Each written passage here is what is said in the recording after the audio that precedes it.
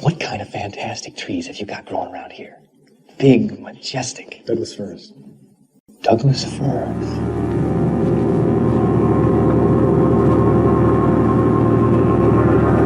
Everything is ready, my darling. Do not be afraid. Soon we'll be together again.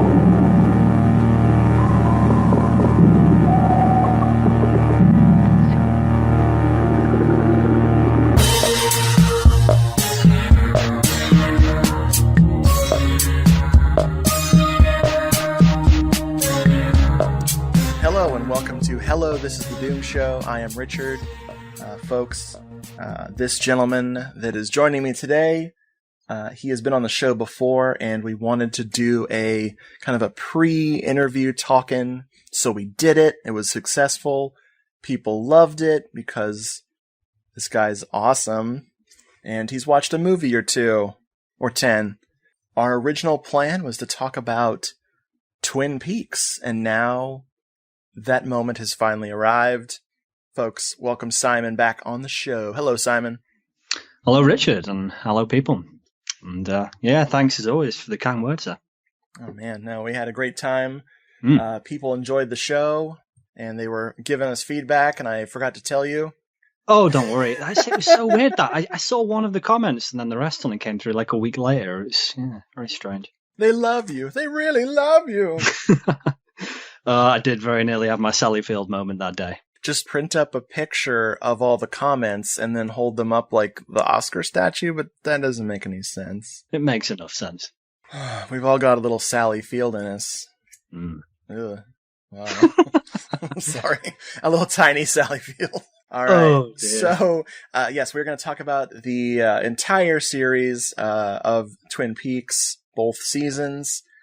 This is being recorded before the new episodes have aired. We're going to save our predictions or our expectations probably for after that comes out. We'll meet again and talk about it. And we're also going to talk about Fire Walk With Me. Now, this completely depends on how far we get today on the show. So if the Fire Walk With Me ends up being its own episode, that's entirely possible. I mean, it's just a simple little movie. Nothing to it. Oh, no. Nothing to talk about. Before we even jump into it, I'm going to go ahead and give you your spoiler warning now. So if you've never seen Twin Peaks, I recommend you watch it. Do you recommend they watch it too? Well, yes, with some reservation, which we can kind of get into why that is as we go. It really depends. I mean, some people I can tell, others I would not recommend they go within 20 miles of it. It would drive them apeshit, but, everyone's mileage varies. Exactly. Very aptly put. Final spoiler warning. It was the man with no leg who did it. What? I heard someone say it was the ceiling fan once. That theory hadn't occurred to me, but I see where they're going with it. That gold chrome is just awful, Oh, Christ. Thank you, 1980s. So, how did you get into Twin Peaks? This was probably early college, I think. I remember I'd seen on late night TV, like Eraserhead, maybe Wild at Heart, and also I should say this before we go any further, Fire Walk With Me, before I ever saw any of the show. Nice. Yeah, maybe Blue Velvet, Mulholland Drive afterwards, but I saw probably early in college, season 1. And then for many years, I'd never saw season 2. I think there was some serious delay in the DVD coming out. And also, to be honest, I think until I saw season 2, saw all of it, I was more about the movie than when I seen the show afterwards. Kind of threw me slightly for again reasons we'll get into, and came to more appreciate it later when I saw it all collectively. Nice. What about yourself, sir? Well, I was completely oblivious to the show's existence until college as well. I was a 90210 and Married with Children and I guess In Living Color fan. So right. I was just on the wrong channel when it was airing. So I never heard anything about, Who Killed Laura Palmer. I was even an avid Saturday Night Live fan. And I'm sure that I saw the Kyle MacLachlan episode and was just baffled. Oh, I still haven't seen that. I was just totally baffled by any even mention of the show. So when I got to college, I was walking through the VHS tapes like I like to do. Mm-hmm.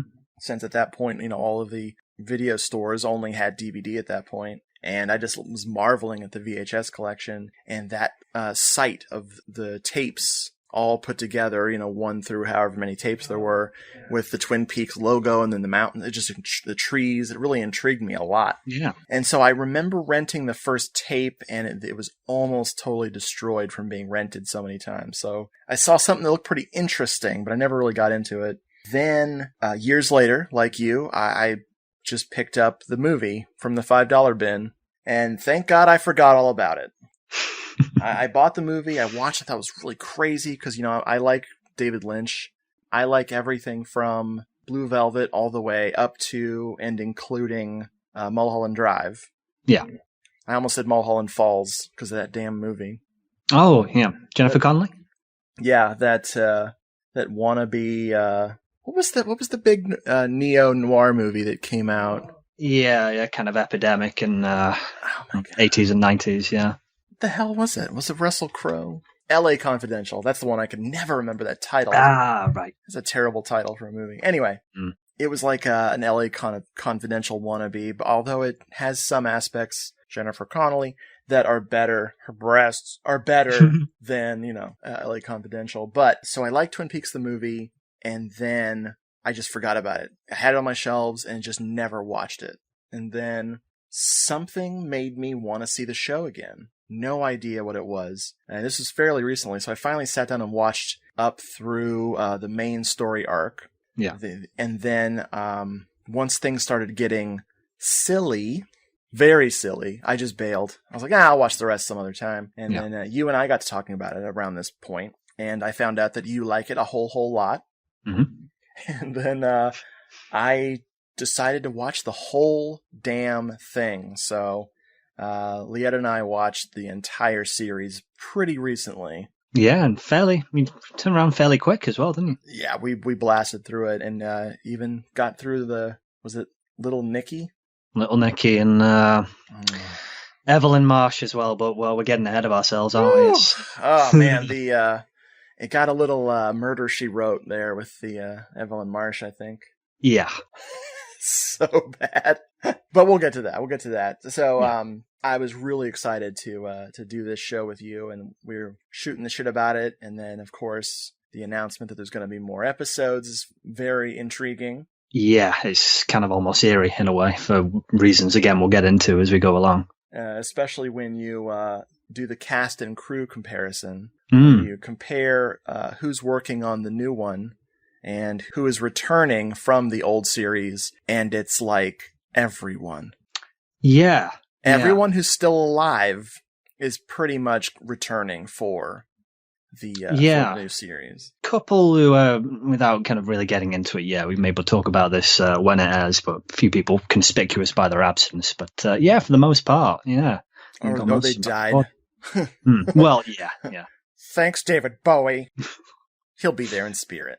It would not fucking surprise me if somehow they managed to still get him on there. If anyone is powerful enough to return from the grave to make a cameo, it's going to be David Bowie. Damn straight. Or Prince. Who cares? He's like, I don't care I wasn't on the original show. I'm Prince. Oh, bring them all back as everyone who died this year. Bring them back as a house somewhere in the. Oh my God, that's the heaven sequence will just be populated with important people. God, could you imagine as well? They got Lemmy on backup vocals or something, and my brain is just spinning already thinking about it. Holy shit, love it. We lost a lot of celebrities this year. Okay. Oof, wow, yeah, it's ridiculous. Anyway, why are we talking about it? What is the end game here? Simon, do you have any insights? Well, one nice thing is actually, I don't know if getting anyone else to watch it, because we've already said, we're going to spoil the shit out of it. So maybe not that one, but as do with anything else on the show, to throw it some love and appreciation and all that. But more specifically, because I guess this would be a first, would it, for the show talking about a TV show? I mean, I know we're going to get into a film by extension, but still, why on genre film podcasts are we talking about Twin Peaks? I'd say, not only because, well, as you know, I'm completely crazy for it, both show and film, to put it mildly, and I know you quite like it yourself, but I'd say partly because it does have genre elements, Totally. Lynch's films, by extension, I've always thought kind of underappreciated sometimes by horror fans. I think I've see a lot of horror films by this point. Very few kind of actually scare me anymore, but Lynch consistently manages to do the job somehow, so. Oh yeah, I can completely blame Cheryl Lee. Oh my God. Yeah. She's one of the most terrifying women ever filmed, ever. Just really, really scary lady. But yeah, and also it's such a cinematic show. A filmmaker walks in and has no concept, essentially, of what television is even like, like an alien making a TV show. So it ends up being really, really outside the spectrum of what was on television, especially in 1990. So this is as unlike television, and that's what made it such a cult classic for people and really shocked people into thinking, whoa, TV can be really strange and feel like a movie. And that's the things that influenced, like the X-Files. I mean, you watch some of those, especially those early episodes of the X-Files, and they feel so cinematic, like they're cut from the same cloth. And something was definitely in the air to get away from, God, I don't even know what was on TV then. I don't know. I mean, obviously I was, when it came out, would have been far, far too young to have seen any of it. I'm an old fuddy-duddy. 90210 was on, silly shit was on. So I suppose leading up to that, and I know we'll get into how they kind of play with this, especially throughout the first season. All the nighttime soaps, I believe, throughout the 80s were quite big. Maybe getting to the point of being self-parodic and that's a word, and the rest of it. Totally. But yeah, it was definitely seminal. It's definitely a big word that gets thrown around a lot with Twin Peaks. You kind of can't really imagine TV how it is now being the same without it, really. Very true, very true. So David Lynch, coming from an art house background, coming from painting, music, very experimental, very odd person from the army of American directors. He just totally unlike anybody else. Putting this in perspective for his work, Eraserhead was this art house thing. The art house, I call it a thing because it's such a strange film. Definitely a word for it. Yeah. I mean, when you take 5 years to make something and you spend time building every aspect of a film, you definitely do it because you can't let it go. So he's a very obsessive type of character. He had some success with The Elephant Man, and then he had kind of a debacle with Dune, and almost filming Return of the Jedi, which I find very amusing. That blows my mind. Have you seen the kind of fan edit of that where someone's imagined what it would be like? Yes. Oh, it's brilliant. Like, of all the directors that has an affectation where all of his films pretty much feel like him is David Lynch. Yeah.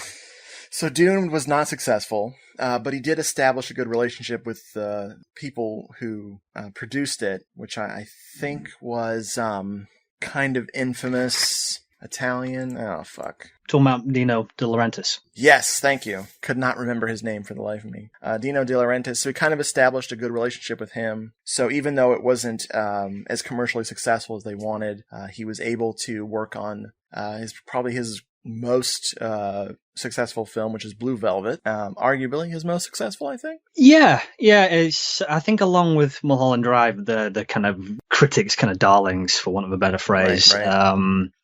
Blue Velvet for many years, and now Mulholland Drive more and more. I don't know if you've seen, was that BBC critics poll where for films from the 21st century so far, and I think Mulholland Drive actually came out on top. Oh, wow. Nice. Yeah, those two, I would say, yeah. But definitely up until that point, I mean, that was the one which made more critics kind of sit up and notice outside of, the kind of underground, the midnight movie sort of crowd for Eraserhead. Because of the success of Blue Velvet, one of the people that he'd been kind of partnered with over the years, I don't know when their partnership really began. We'll talk about Mark Frost in a bit, but Mark Frost and David Lynch were approached by a gentleman named Tony Krantz, who was an agent, and he wanted to get them in talks with ABC Television to make a show. Now, there was some talk of a comedy that they were working on, a straight-up slapstick comedy called One Saliva Bubble, which you can find the plot synopsis for what that is supposed to be about. It's a very zany, strange comedy. It's something else. I wish I could. What was it going to be? Steve Martin and Martin Short, I think. I would love to go to the alternate universe where that was actually made. Yeah. One of the things that people seem to forget about David Lynch is that he loves comedy, has a huge respect for the art of making people laugh. Yes. And man, and some of the jokes that he has managed to sneak into this show, there were some real knee slappers here. The idea for Twin Peaks came from the setting, which is a town that is a lumber town, much like Lumberton in Blue Velvet. Yeah, good point. He had this idea for this isolated community. There was also one of the things they wanted to work on was the death of Marilyn Monroe.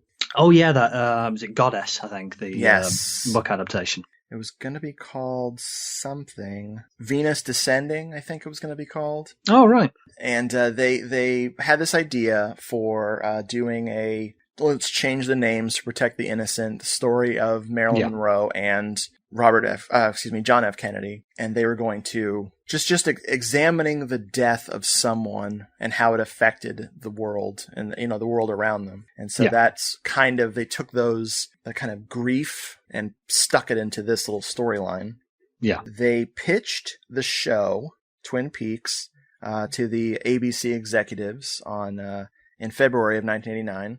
And they were cleared for a pilot episode, and they would order more episodes when they saw what they had on their hands, which gets very interesting. Yeah. And so they filmed the pilot, and they aired it. It was a 2-hour pilot, I think. Mm-hmm. And then it was an explosive hit, huge breakaway success right out of the gate.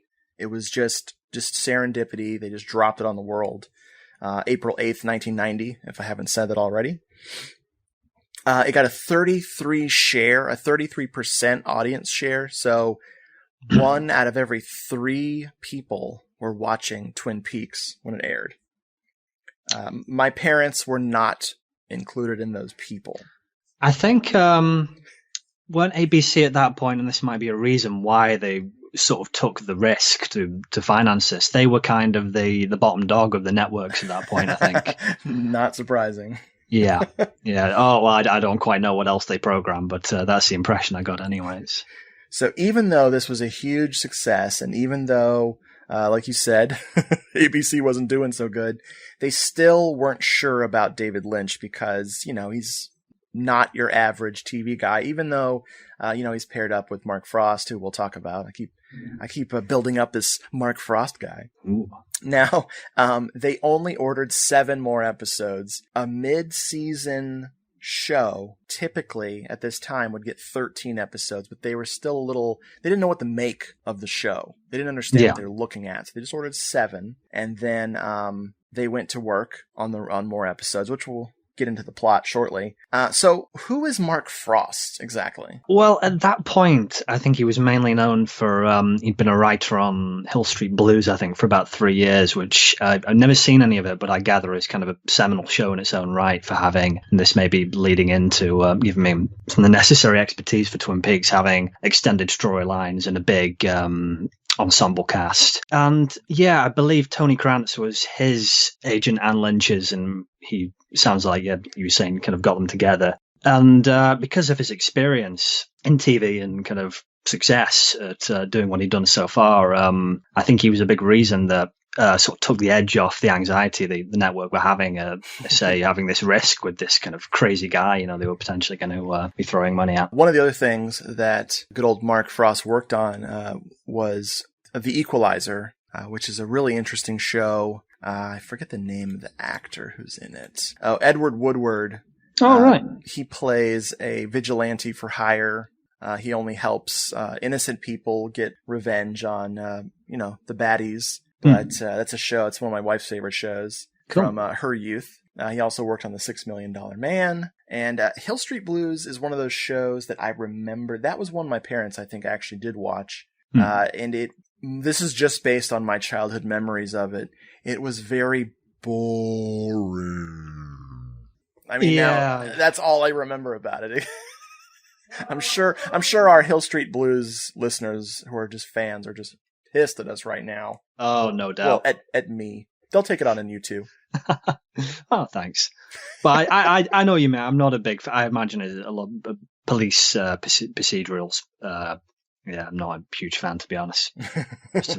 Yeah. If it's not NCIS with good old Ducky and all those people, which is funny, it just ages you. When you tell people you like NCIS, they're like, "Oh, you're 78 years old." Okay.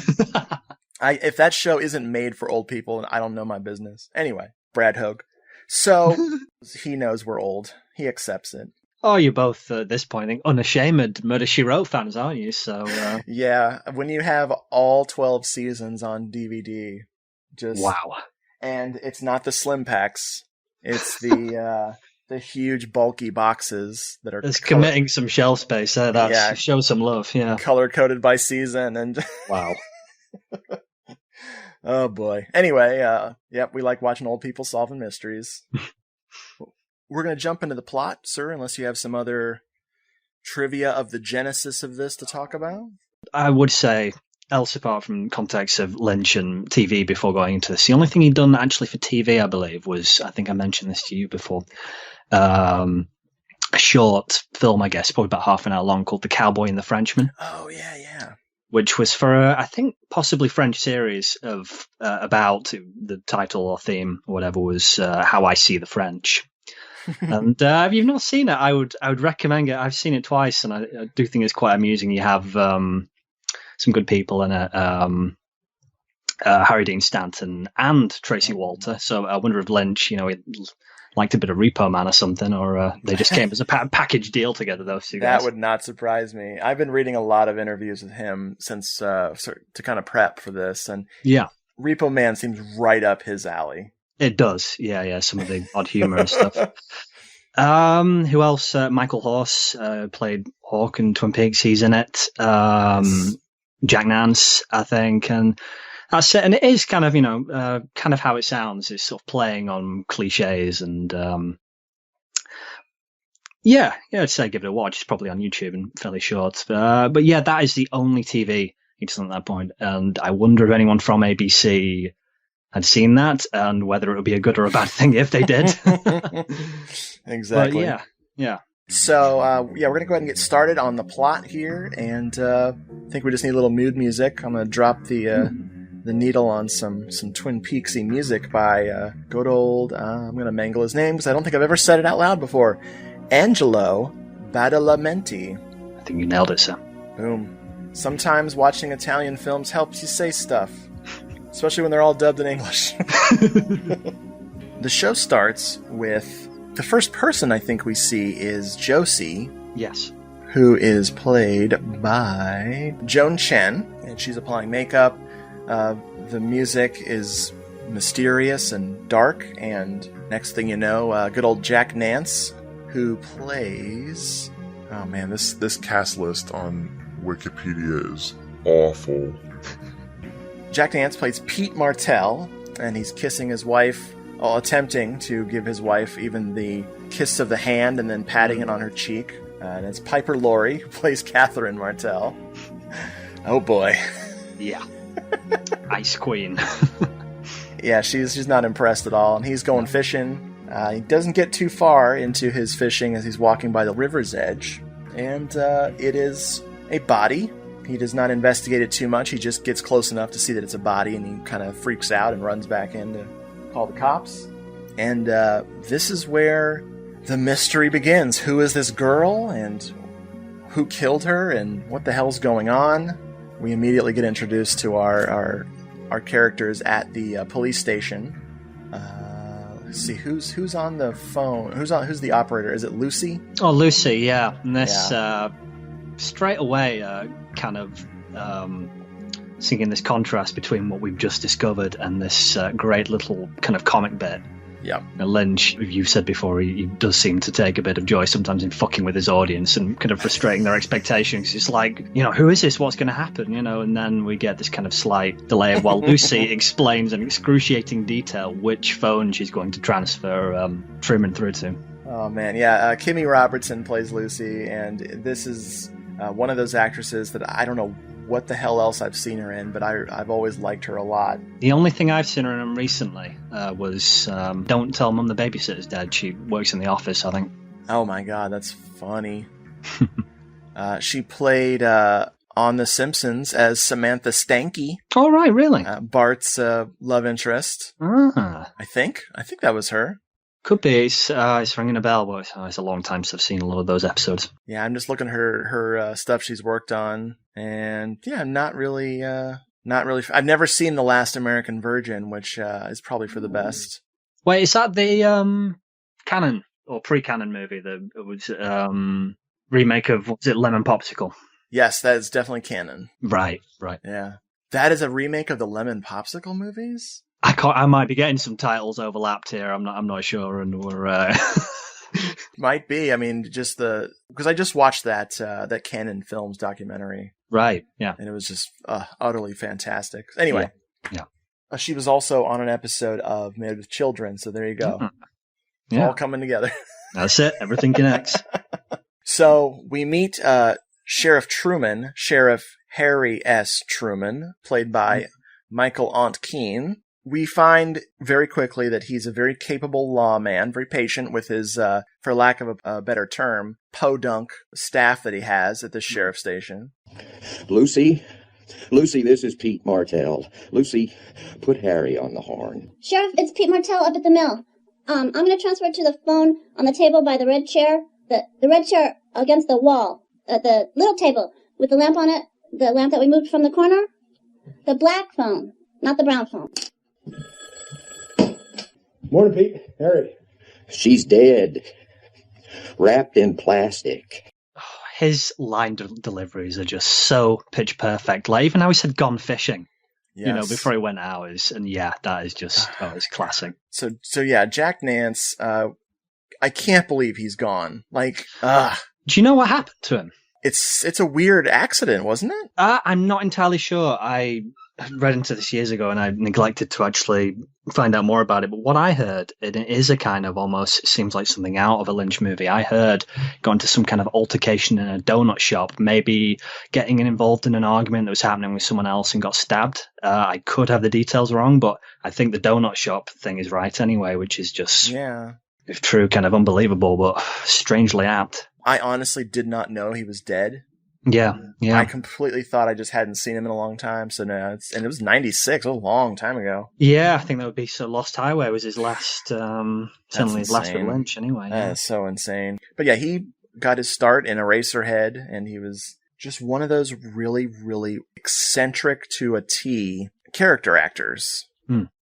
And weirdly detailed performances. And that's one of the things I got from reading about him through the eyes of David Lynch, was that they worked together so closely on his performance in Eraserhead and his line delivery. And like everything else in Eraserhead, everything is important. Yeah.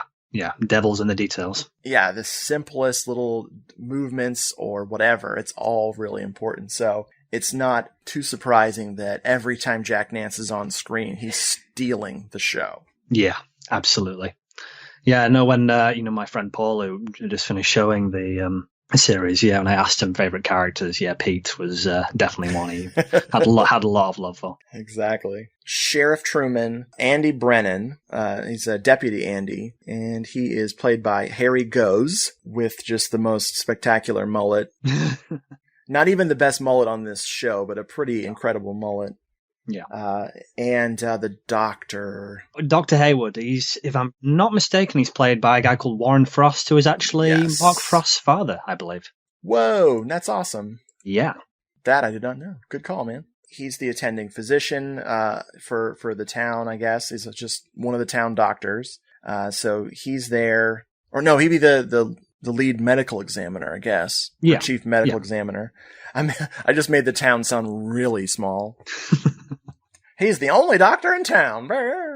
So they unwrap the corpse, or unwrap the plastic to reveal that it is in fact Laura Palmer, played by Cheryl Lee.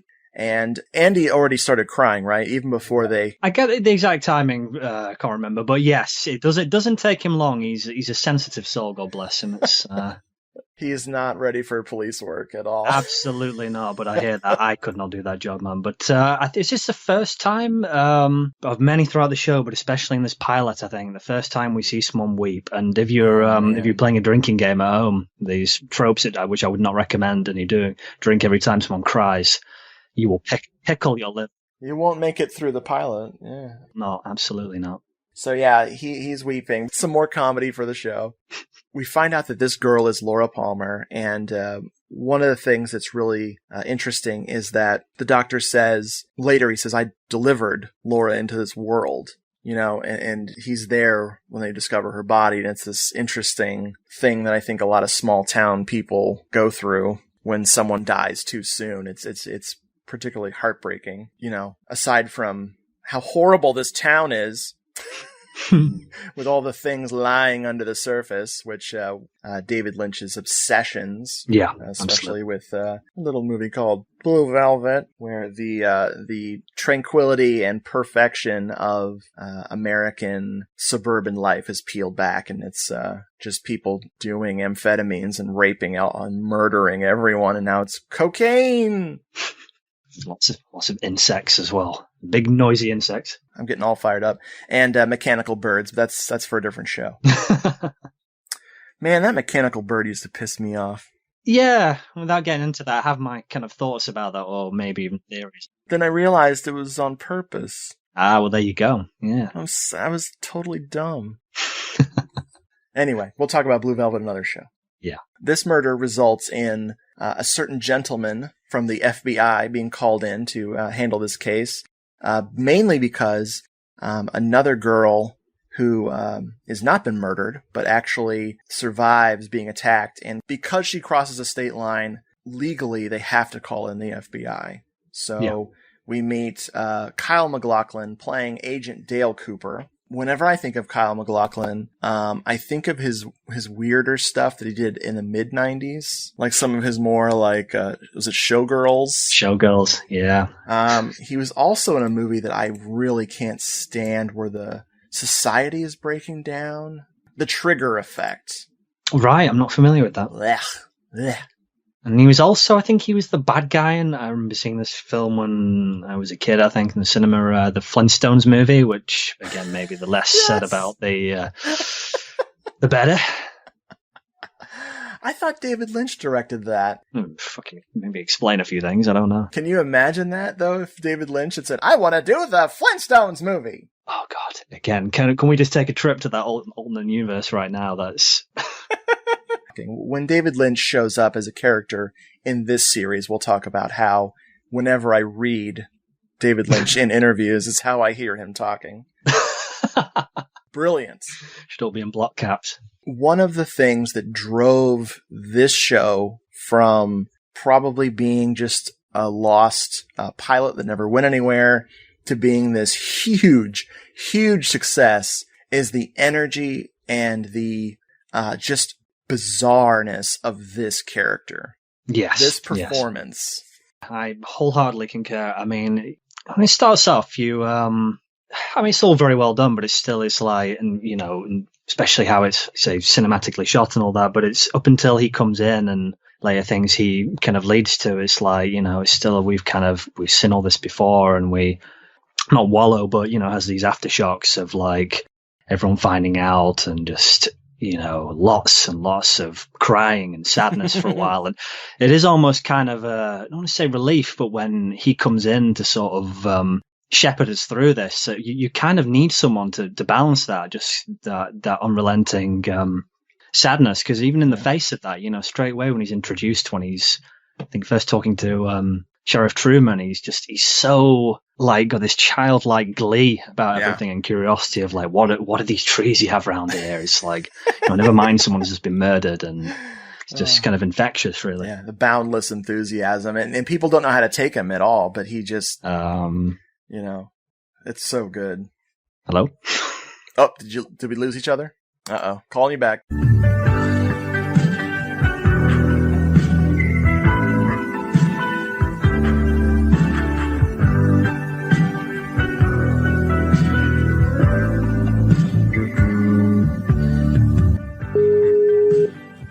Hello?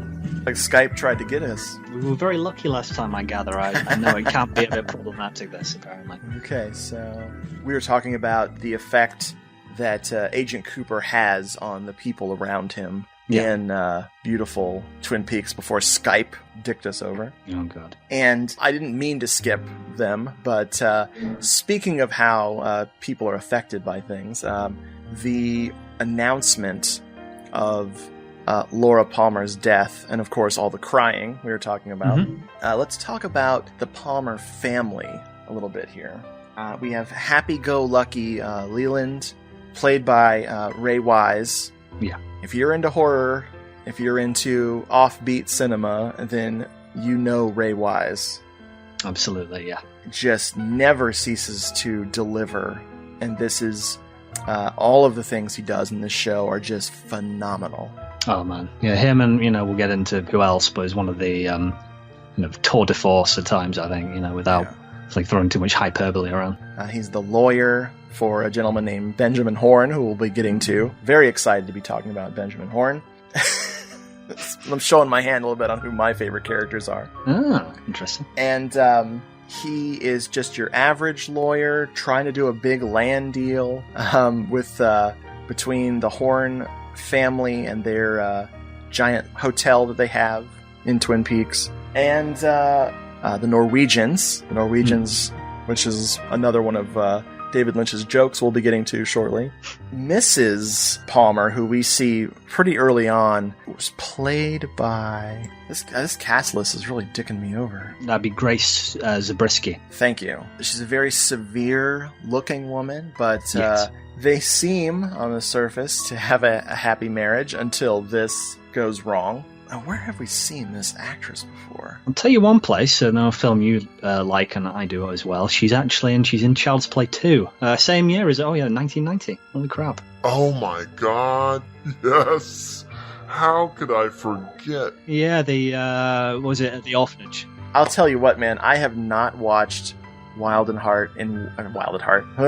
haven't watched Child's Play 2 in so long. It has been way too long. That's one of my favorite sequels of all time that I actually like better than the original film. Me and you both, man. Definitely. And there's some 90210 alumni in there with Christina Leese, one of my childhood crushes, who I wish had been on Twin Peaks. I wonder if she auditioned for it. Oh, that's a good question. Yeah, who could have been? Well, she was also in Leonard Part 6. Everyone's favorite bad movie, unless you've seen it. Can't comment, no. I know of some Family Guy illusion. I think that was about it. I rented it when I was a kid, and I remember it, but that's about all I remember is that we rented it. Fair enough. These two people are completely crushed by the news of their daughter's death. She was their only child. What we're going to find out about Laura Palmer is that she was the most popular girl in school. She was like, I almost said class clown. That would have made perfect sense. She's dating the guy on the football team. She's just super, super, super all-American kid. Everyone loves her. Yeah. Which, the more we find out about her, the more amazing that is. At the same time, we're all looking for her boyfriend. Her boyfriend is played by Dana Ashbrook, and he's good old Bobby Briggs. Man, his picture on frickin' Wikipedia is amazing. I just clicked it. I gotta see this. He is at the Emmy Awards in 1990, so of course it's the picture of him from working on Twin Peaks, and it's just the most like... Oh, wow. Yep. It's like, I didn't get stoned before coming to this at all. Not at all. Like, Wow. It's even like Wikipedia has him stuck in Twin Peaks land. He looks like that's what it's made me thinking of. That he's gonna have two other like an entourage, like he's auditioning for Weekend at Bernie's or something. Oh my the God. next sequel is. You want to hear about the movie that I know him best from? Are you ready for this shit? Okay. My favorite role with good old Dana Ashbrook is Girlfriend from Hell from 1990. Have you ever seen this movie? No, I just spying this on here now. Wow, the poster. Jesus Christ. Oh my God. So, Girlfriend from Hell is about a girl who gets possessed by Satan, and an angel named Chaser has to try and capture it, drive Satan out of this girl who's possessed. And it's very science fiction-y. Like, I completely forgot that there was even Satan in, I thought she was an alien, but it is a supernatural devil thing, and it's bonkers. It's one of those movies that if it shows up on Blu-ray, the world will be a better place.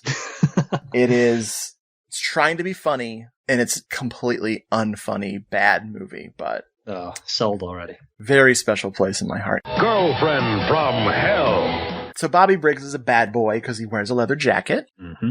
He's got a real fucking attitude problem. Oh, God. And he's pretty obnoxious. This character will go through some changes through the show, so luckily it's not just very one-sided. He actually there's some dynamic qualities to this character. Yeah. But he is seeing someone who he should not be seeing, aside from his girlfriend Laura. He is seeing Shelley Johnson, played by Madchen Amick, everyone's favorite. Wow. I'm just looking her up right now. I never thought to look her up. She was in Sleepwalkers. She is, yeah. I've only seen that once. So Classic. I'm ready for a rewatch, I think. Classic terrible garbage. Dude, if you want to do that on the show, we'll do it. It's stupid as balls. Oh, man. I'm going to rewatch that this week, I think. I have the DVD from Dollar Bin, and I paid too much. So Shelley works at the diner, the Double R Diner, which becomes, this focal point of the show, especially in terms of pie. Lots of pie. Yeah. Shelley and he have this thing going on the side. It's about as secret as, I don't know, something that isn't a fucking secret. It's blatantly obvious. Terrible at keeping secrets in this show, aren't they? It's, Only Laura Palmer could keep a fucking secret. Yeah, that's maybe the one where we could have done with an exception to that rule there, but there we go. I don't want to skip this person because, for my money, this person's acting is some of the worst in the series. And it's Peggy Lipton. Yeah. She plays Norma Jennings. She owns the Double R Diner. We'll talk more about her later when her who she's having an affair with shows up, and her estranged husband, who becomes, unfortunately, part of the plot. I like this character, and I also like this person's horrible acting. Yeah, it's weird with, like, not just her, but because we're on this kind of, I don't know if we mentioned this yet, we'll get into it more as we go on, but how, it's using the conventions of the soap, but it's also kind of sort of parodying, lampooning them at the same time. So you're in this weird headspace sometimes, like watching some of her readings and, performance would be a case in point where you're like, I'm not quite sure how this is meant to be, are they kind of laying it on a bit thick purposefully, or what exactly is going on, or is it bad acting, or the scene that I'm thinking of particularly, and this is just an aside, a food critic comes to town, and there's about a mystery about who this food critic is, and spoiler alert, it's her mother. Yeah. And her mother gives the diner a bad review. And this has been a thing with her and her mother, that she's never good enough for her mother. If I can find the clip of her confronting her mother, your paint will peel off of your frickin' headphones. I know exactly what you're talking about. I think we watched that recently. Yeah, I can kind of hear it. It's, I don't know. It's, it's earnest and all that, but it's like, man, I don't know. I mean, it is. You have a good point though. It could be totally meant to be bad on purpose. Because it is insane. Like, I hate to single anybody out for being just this bad when there's a lot of non-professional actors who show up in all of Lynch's stuff. But she is just she's got it cranked up to 11 on the cheese factor. Absolutely. There. So yeah. Anyway, so Bobby and Shelley are having a thing, and the reason that this is a very stupid idea on Bobby's part is that Shelley Johnson is married to Leo Johnson. If you've ever had evil, like that mundane, ugly, not cool evil in your horror or thriller or in anything, any drama, Eric DeRay. Now, I'm not saying he's my favorite actor in the world or anything. Obviously, the guy from Critters 4, Silent Night, Deadly Night 3, better watch out. Man. Wow. I love Silent Night, Deadly Night 3, though. He's the lead. Really? I think he's the main guy. Holy crap, I've not seen past part 2 of that yet. Or maybe I might be. I know I remember him from it, but I'm starting to mix him up with someone else who has terrible hair. Right, yeah. But it's just the banality, the banality, I'm not even sure how to say that word, of evil. Like, he's so boring, but he's so malevolent. Yeah, his presence and his look, it's just perfect for that character. I mean, It's just so kind of intense and, maybe, well, at this point, maybe one note. I mean, again, later a lot of things in this characters change, but, for what you're saying there, that he's trying to be projected, I mean, it's perfect, I think. There's a lot of drama with, just how dangerous this situation is, because Leo, aside from being a wannabe drug runner, or not even a wannabe, he's just fucking doing it. He's a truck driving, wife beating monster, and it's just unsettling. The evil, and that's one of the things I think Lynch is really good at, is having bad guys that scare you without being cool. Yeah, because sometimes the bad guys are the best thing about a drama, like where this isn't one of Rob Zombie's creations, No. It's like there's a lot of different types of those, like bad guy and bad boy sort of characters in Lynch, to the more innocent, people trying to act bad, like high schoolers or whatever, to you, like Frank Booth and Bobby Peru and Wild at Heart and all that. And wow. Yeah, definitely some ambivalence about those type of characters. So Cooper and the sheriff are in the morgue, and they're inspecting Laura's body, and that's when we find a very important clue under her fingernail, and is a letter. Because of his previous knowledge of another case, Cooper looks right at her fingernail and sees there's something under it, so he pulls out with tweezers in a very cringe-inducing moment. Yeah. Gotta hand it to the special effects people for this, because you think those tweezers are going to go in like, like quarter of an inch, eighth of an inch. No, they go in like a full inch. Just Oh, they want to make you squirm, definitely. And I think this was the only bit in the pilot they had, was standards and practices, they'd call it, had a problem with, because it made them uncomfortable, completely missing the fucking point here. And yeah, they just refused to change it, and they let it go. It's nice. Rightfully so. Good. They stood their ground. And that's one of the things on this show is some surprisingly violent stuff gets through. Yeah. And, I mean, it's funny because when you watch these things so many years later, you've seen so much crazy shit on television that, no one thought to question, people heads getting blown off and, really disgusting corpses on the good old, forensic shows. But this was a groundbreaking moment for television, I think. I don't know how many times we saw grotesque forensic stuff really looked at closely. Was this, I wonder if this was the beginning. It could be, yeah. I really don't know.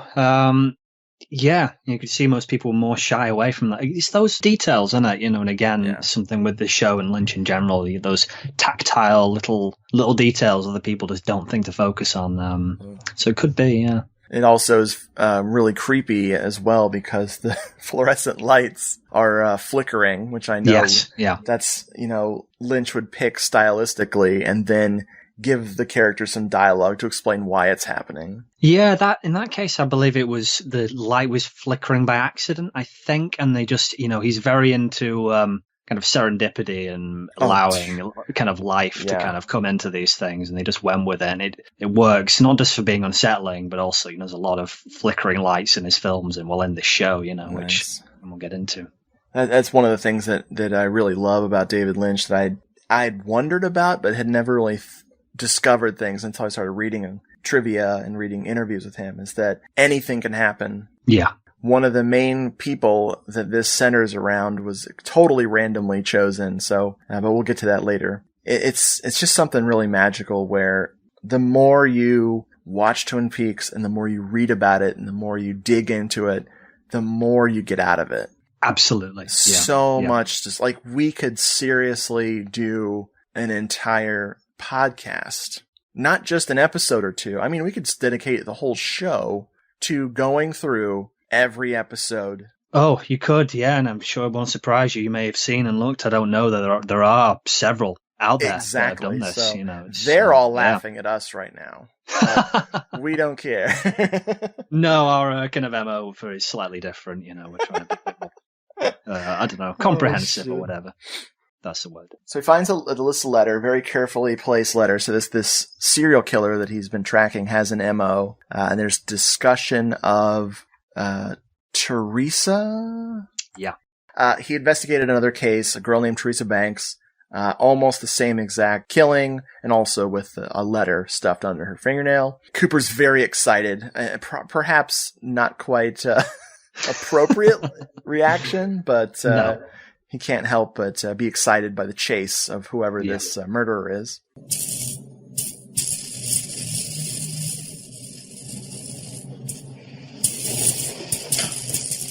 Diane, I'm at the Twin Peaks County morgue with the body of the victim. What's her name? Laura Palmer. I got her before the autopsy. Diane, it's the same thing. I told you I had a feeling you'd see this again. What do you got here? Ring finger, under the nail. Let's see what he left us. It's an R. Diane, give this to Albert and his team. Don't go to Sam. Albert seems to have a little more on the ball. We need to back and tag this. Okay, Cooper. You're gonna let me in on whatever the hell is going on here? Sheriff, we got a lot to talk about. Let's get to more crying. We can introduce some more characters here. I'll get the announcement at school.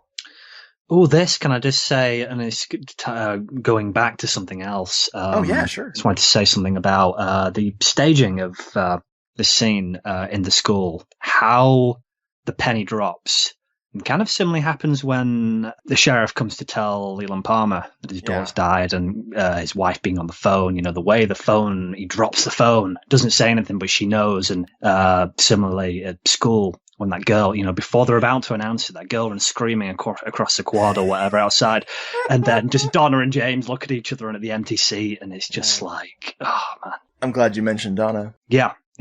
Okay, so one of the kind of like it people from this time period who was just one of those, like, she went from 0 to 60 in popularity was Lara Flynn Boyle. And she plays Donna Hayward. She was Laura's best friend. Now, Lara Flynn Boyle, one of my crushes from this time period. Yeah. Especially by the mid-90s. I was completely obsessed with her. Thought she was... and then by the time we get to like the road to Wellville, where I'm like, ugh, it burned very brightly and very quickly. But I was very taken by this actress, which is funny because I had never seen her other than the little bit I caught of that first episode on that tape in college. I didn't even know she was on this show. Right. And she's so good on this. She's very interesting teenage character. Swept up into all this insanity going on around her. Gives her lots of chances to cry a lot. I mean, if you just cut all the crying scenes, this pilot would have been about half an hour long. I'm telling you.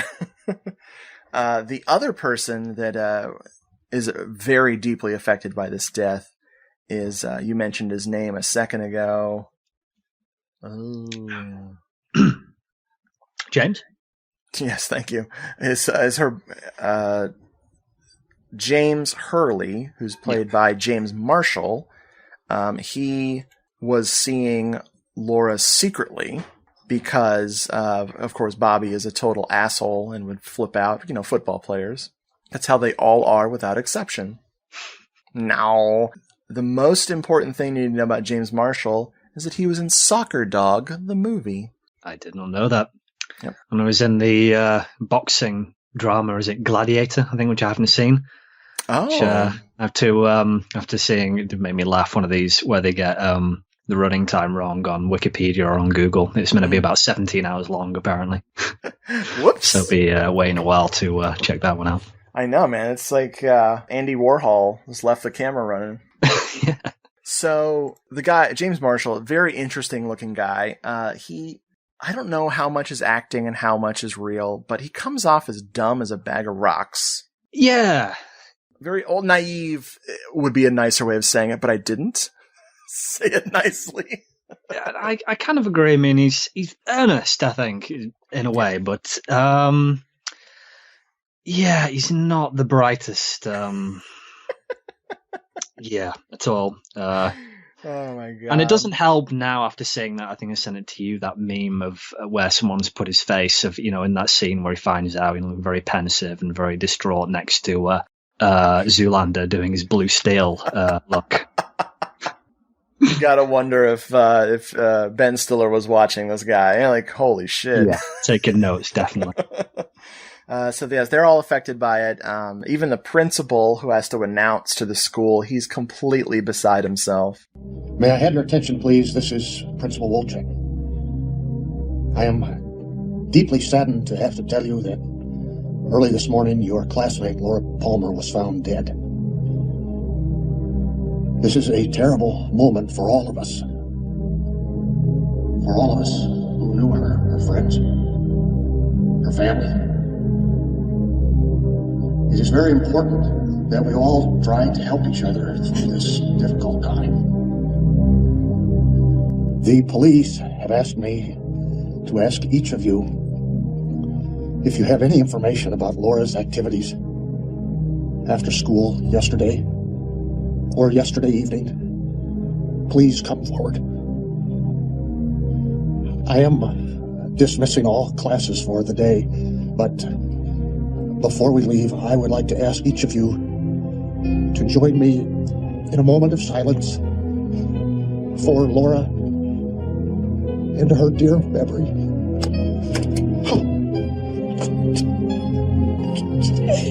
Bobby is being questioned about where he was when Laura was supposedly being murdered, and he reacts appropriately by freaking out and being a total ass. Yeah, as Bobby tends to do. So I'm trying to think, who else do we get introduced? Oh shit, the elephant in the room, the very sexy elephant. If elephants can be sexy, Simon, can they? Well, maybe in this world they maybe can. I don't know. It's Sherilyn Fenn. She has a different reaction to the news of. Yeah, I've been wondering about that a bit. What do you make of that? What do you make of that? I mean, her reaction. Her name is Audrey Horne, and she is the daughter of the very rich and powerful Benjamin Horne, as we mentioned earlier. She, gets a limo to school, and she's got her little saddle shoes on. But when she gets to school, she's a bad girl, changes into her red pumps, which I'm sure she stole off of some transvestite uncle or something. They're just like fire engine red. Like these are like the pumps from Tenebrae or something. Yeah. When she realizes that Laura Palmer is dead, her reaction is bemused. It's almost like she's competing. She was competing with Laura in some ways and did not like Laura very much. She just kind of reacts like, this is typical Laura bullshit. It's really interesting. I think there's a little bit of, I know exactly what you're saying, but also kind of tied in with that. That kind of expecting sort of, I was expecting this to happen, or she knows more than she's letting on. Yeah. It's a great performance. Sherilyn Fenn, I've always had a crush on her. She has a hilarious episode of NCIS where she shows up as a bomb maker Really? I'm not even fucking with you. A bomb maker with amnesia. Oh man, I might have to hunt that up. It's pretty sweet. It's definitely worth a watch when you put it in context of this show. The Horn family is so fascinating. We have Benjamin Horn is played by Richard Beymer, who I have seen on multiple episodes of Murder, She Wrote and other things. Right. As far as his acting goes in film, Silent Night, Deadly Night 3 again. Wow. What the fuck, man? I'm dropping the ball. I need to rewatch that. Somewhere Leetta just groaned like, oh no. It's such a good movie. It's stupid as balls, but it's so good. Oh, that's going on my Christmas list this year for festival. I highly recommend it. Count how many words Bill Moseley says in the entire movie. Oh, Bill Moseley. Yeah, I seriously think he says maybe 2. Maybe. The family's really great. Someone who we'll be introduced to next episode, I think, is his brother, Jerry Horn. And again, my cast list is fucking terrible. Oh, you're looking for who played Jerry? I should have done a print. I have the better... Wiki also has a list of Twin Peaks characters, but I stupidly closed it. Like a stupid... I think, unless she's got a triple-barreled name, I might have this backwards. I think it's David Patrick Kelly. You got it. Who was in... this blew my mind when I did not realize he was in freaking Commando as well. I did not make the connection. Yes. Now I feel like a complete idiot. He's the one who gets let go. Yeah. He certainly is. David Patrick Kelly. Yeah, I really enjoy this actor. He's very funny. When we finally meet him is one of David Lynch's signature comedic scenes. It's brilliant. It's so good. So let's get to the nightmare. So Laura's mother, Mrs. Palmer, she has this nightmare about something she saw. She was worried and she couldn't find Laura. She runs up into the room and is scanning, looking through the room for her daughter. She just leaves. Later, she realizes that she was not alone in that room. And there's just a guy hiding at the edge of her daughter's bed. And so she has this nightmarish vision of this man hiding and staring at her. And I've been looking forward to talking about this guy. We're talking about Bob. Yeah. It's played by Frank Silva. And the story I found from Lynch is that when they were finishing up for the day after doing the set staging and everything, someone yelled, "Hey Frank, don't get locked in." And someone said something, and when Lynch looked at him, something clicked, and he's like, "What's your name?" Yeah. And he said, "I'm Frank Silva." And he's like, "Frank, are you an actor?" And of course, it's Hollywood. Yeah. He says, "Oh, of course I'm an actor." And he hires him on the spot to play this character named Bob.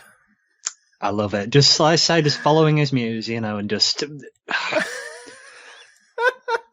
I say, had that vision of seeing him at the end of the bed, and it's like, I must put this in here. It's just wants to be. I think is a phrase he's used a few times. And this guy Bob, and he just brings it. Like, he's so unsettling, so weird. They're gonna hide him in a couple places. There's a particularly amazing shot that supposedly was another serendipitous thing. Yeah. Where they're talking, and you see a face reflected in a mirror that's not the center of it's not the focal point of the scene at all. There just happens to be someone in this mirror, and it's Bob. Yeah, it's perfect. I think that was another moment they must have realized. It's like something was saying to them is like, yeah, you're on the right track. Definitely put this guy in. It's all of these little clues and hints and all this stuff. It's coming together organically. Yeah. This is not how television is supposed to work, and this is not how films are supposed to work, but like you're saying, this is Lynch following his muse, following just bonkers shit that happens, being in tune to this, artificial world around you that you're creating and letting it speak to you. Yeah. Yeah, and in that way, I think he's, this could be a whole conversation in itself, but that is just one example of how his MO, in a way, he's very like Agent Cooper in that sense of, being very intuitive and, just in love with like the little details and stuff. Did we go to the Red Room in this first pilot? Not exactly. Probably a good time to talk about this. So, Yeah. it's the genesis of that was the European pilot, which I think you got around to seeing recently, didn't you? Yes.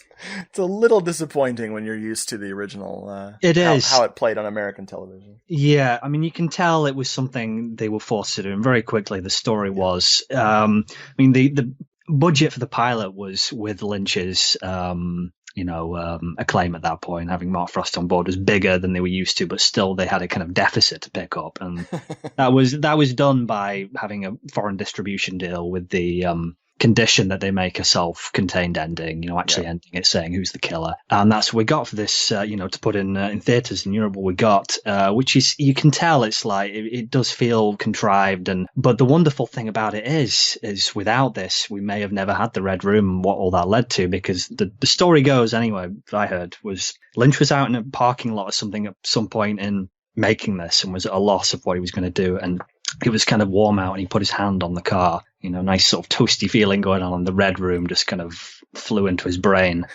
apparently. Yep. And they threw it in there. So, in the show itself, it comes, I think, at the end of episode 2, which would technically, this always fucking confuses me, technically be episode 3, I think. But, yeah.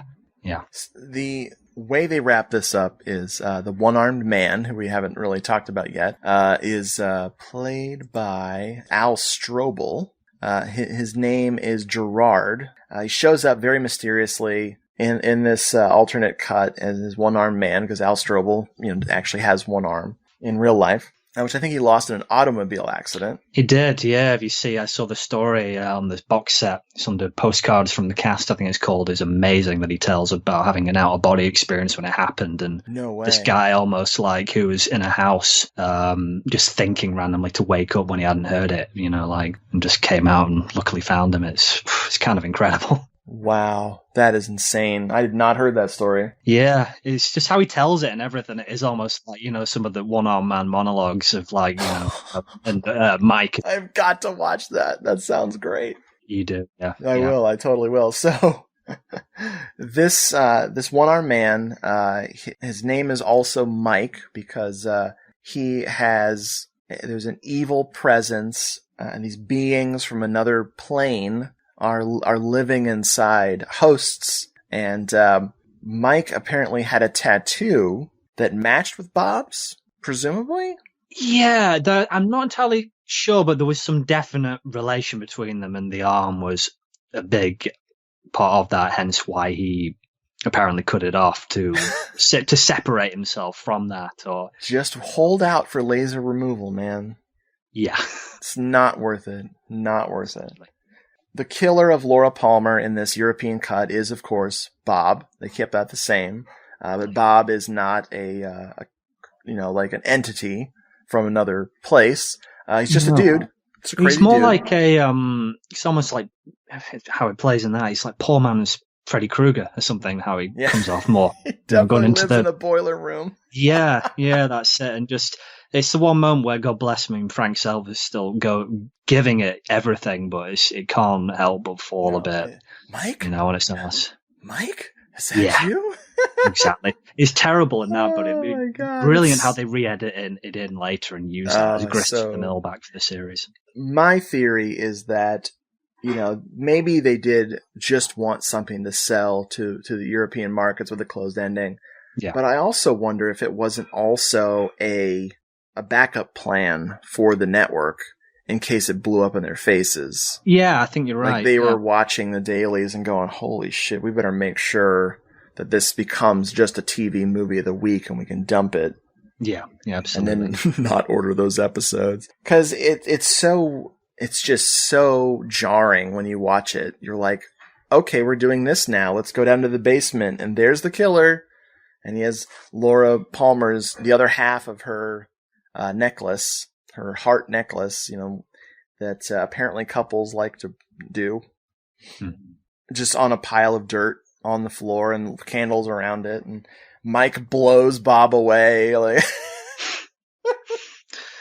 Yeah, I saw this like wrapped up in like 3 minutes. It's like you can't even, can you? You know, well, they had to do it. And I'm glad I watched it, but it's stupid as balls. One of the standout scenes that I think that when I finally got around to actually watching all of these episodes in a row is when James, who's hiding basically from the cops because he's, you know, Laura's secret boyfriend, and he and Donna run off to the woods to kind of talk about things, and he, you know, she's grilling him about what was going on with her because he's the last person other than the killer and a few other assorted villains who saw her alive.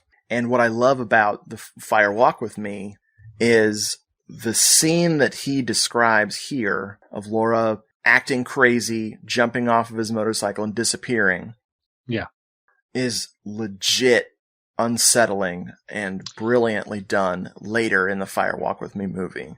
It is, yeah, and he just kind of anticipates that, he sort of tells it very well, and especially if you've seen that, you can back and forth in your mind, you can just sort of picture it right there. It's very good for that. I really enjoy that.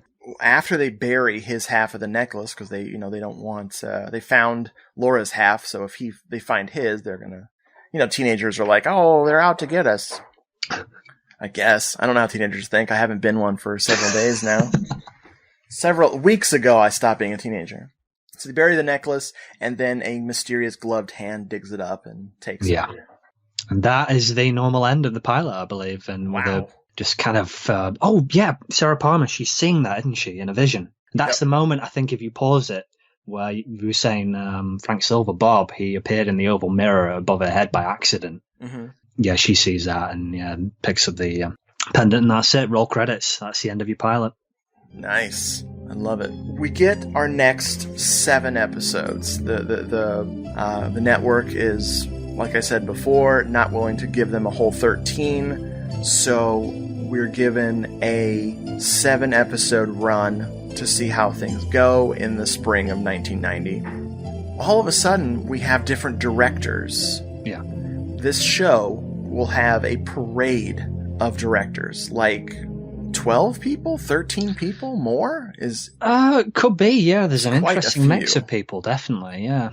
And even Diane Keaton would get in on it, which... Yeah, season 2, yeah. Amazing, yes, just amazing. I can't even imagine how pretentious that meeting was when they called her in. Like, I can't handle Diane Keaton. I can't. That's fair enough. I mean, I'll save my thoughts on their episode for the right time, but it is curious. And relate to that, did I tell you about the, this jumps forward a little bit to anticipating season 2, but the Steven Spielberg story? No. Well, apparently, and I can't remember I heard this, so don't, take this with a pinch of salt, but apparently, you could imagine, just how massive Twin Peaks was after its first season. Steven Spielberg was apparently a big fan. And had said, can I come and do the first episode of season 2? And David Lynch, no, I think I better do it. Which I'm fucking glad he did. I mean, think about it. Around this point, don't get me wrong, I like this movie because I saw this as a kid and it always takes me back to that sort of time. And it's not a good movie, but he made Hook around that time, so... Wow. Man. Exactly. I have some issues with that movie. Oh, I hear you. Yeah. Oh. God, I'm telling you, is it Rufio? Rufio. Is that right. He's the best thing about the movie. Yeah. Honestly, I want more of that. He's so cool. Yeah, he kind of needed in a film that is very wet, to put it mildly. Very nice, very nice. One of the characters that we meet that is bonkers, and there's a lot of bonkers freaking characters here, is Russ Tamblyn. Yeah. And he plays Lawrence Jacoby, Dr. Lawrence Jacoby. Man, Russ is one of those old Hollywood people. I think his breakout was Peyton Place. Ah, well, that's interesting. I think Peyton Place was kind of parodied in some of the teenage melodramatics here. It's very, very funny stuff. But the moment you meet Russ Tamblyn, you kind of realize that no one likes this guy. Yeah, and I took a little bit to warm to him because when he's first introduced, I think, they in the scene in the hospital, he's got was it like wine corks in his ears or something, and he's just so. He does this a couple of times early on. He's so blatantly like saying things in bad taste and kind of like just exuding creepiness. Inviting himself to Laura's autopsy. Yeah. Very, very unlikable, unsettling character. The sheriff tries to avoid him by closing the elevator doors. He runs down 2 flights of stairs to be there. And Agent Cooper, not impressed at all. It's like he's got the hippie sunglasses on with the one red and one blue lens. Oh God. And the moment he's out of earshot, Cooper's like, that guy's a psychiatrist? This is Special Agent Dale Cooper. Hey, Gary Cooper? Agent Cooper. FBI. Right.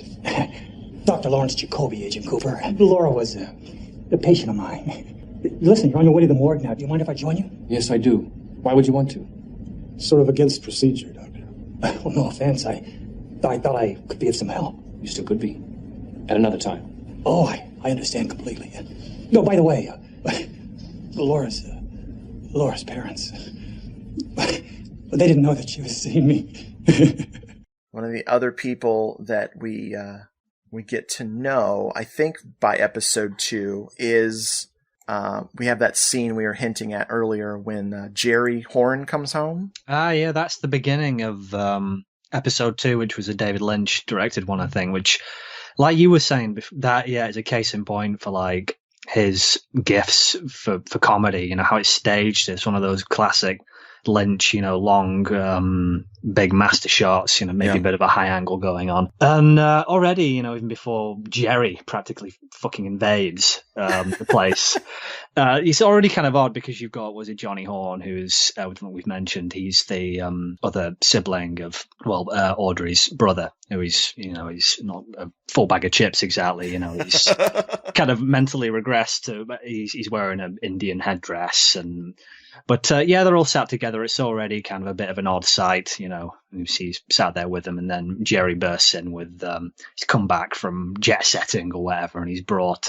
never mind they're eating already, brought Ben a rather tasty sandwich to sample with him. Jeffrey mentioned this on an episode of the show where he talked about this would be in the pantheon of great sandwich scenes from movies.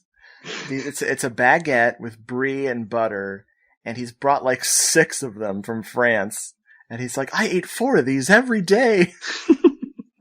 And so they completely interrupts dinner, completely destroys whatever somewhat normal family setting, and they just start eating these sandwiches, reminiscing, talking with their mouths full. And you just, it's completely unintelligible, isn't it? Because they've been taking very hearty bites and just, not taking a break to, this reminds me of, it's, What's even funnier is that now that I've seen this scene like 3 times, it gets funnier every single time. Like the mother and the daughter and their son, they just leave. They just leave them to it. Oh my God. So it's like all the hype that had been building from that first pilot and then to open with this for the very next thing you see. Perfect. Just to keep people completely off their toes, or get them on their toes. No, make them do ballet. I don't know. Something I said. It's definitely making them stretch, maybe, ways maybe not necessarily used to on a primetime network TV show, I guess, yeah. Totally. We get some of that great Lynchian sound design when James is in jail. Oh, yeah. And he's being questioned. They're holding Bobby, and oh God, I almost forgot about one of the most shithead characters in this entire series. Oh my God. Who is Bobby's? Mike, yeah. Yeah, okay, the other Mike in the series.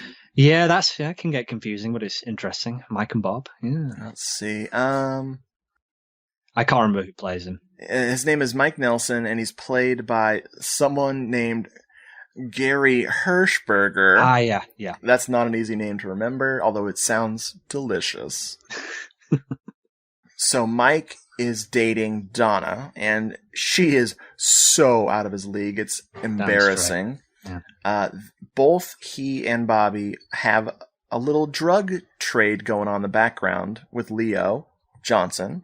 While they're in jail, they're discussing this drug deal and how they're short $10,000 and that Laura had the other half in a safe deposit box. Yeah.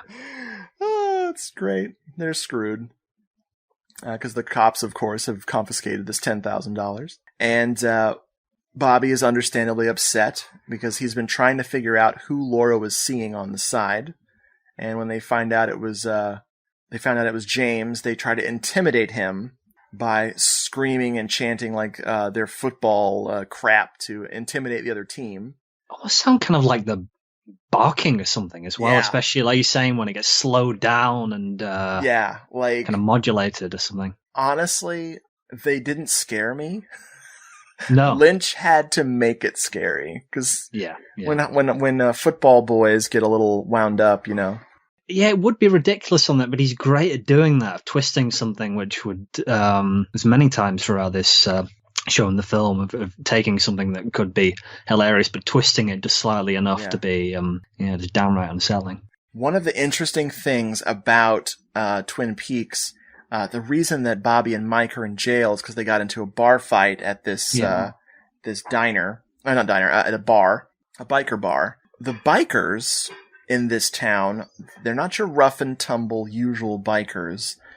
These are very calm, well-behaved people who like to sit and listen to very how would you even describe the music of who is the singer?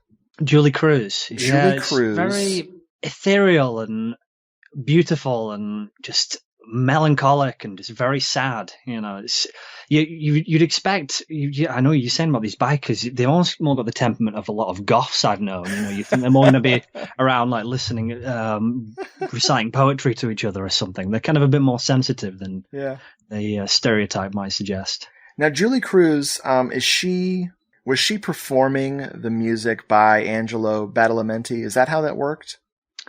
Or was there other songwriters involved? Do you know? They were, it was Badalamenti's music. Lynch wrote most of the lyrics for those songs. Oh, that's right. Okay. And I don't know what came first exactly, because a lot of those songs, you hear them in that Industrial Symphony #1 I was mentioning I watched this week, and that came out, was in 1990, so kind of on the cusp between, it could have been, while this was all being made and before season 2 came out, so nice.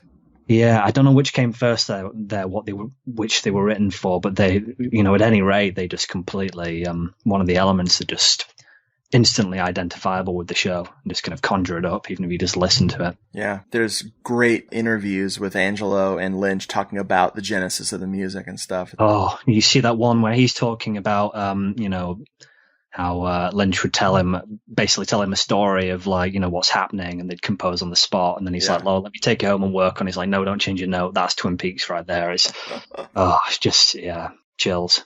Yeah, it's funny hearing Angelo just thinking that it was not that good. Like, I could do so much better, but yeah, like you said, Lynch would not let it go. Yeah. And that's one of the things about him that's really interesting, is he has this, for lack of a better term, like ironic sense of sentimentality. Yeah, that kind of makes sense. Yeah. If it harkens back to another era, even if it's corny, it's okay. He allows himself to not try to be too cool.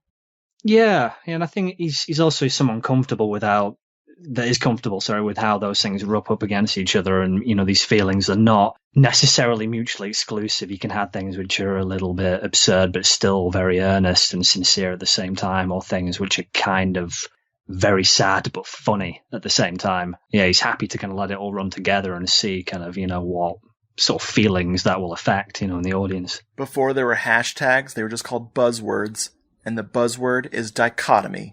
Bro. Yeah. Bam. Fucking A.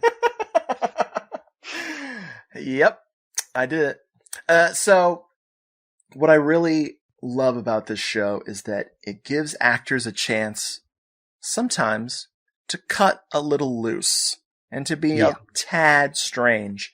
I, of course, have left out two people that are so important to what I love about this show. We have Ed Hurley, who's played by Everett McGill.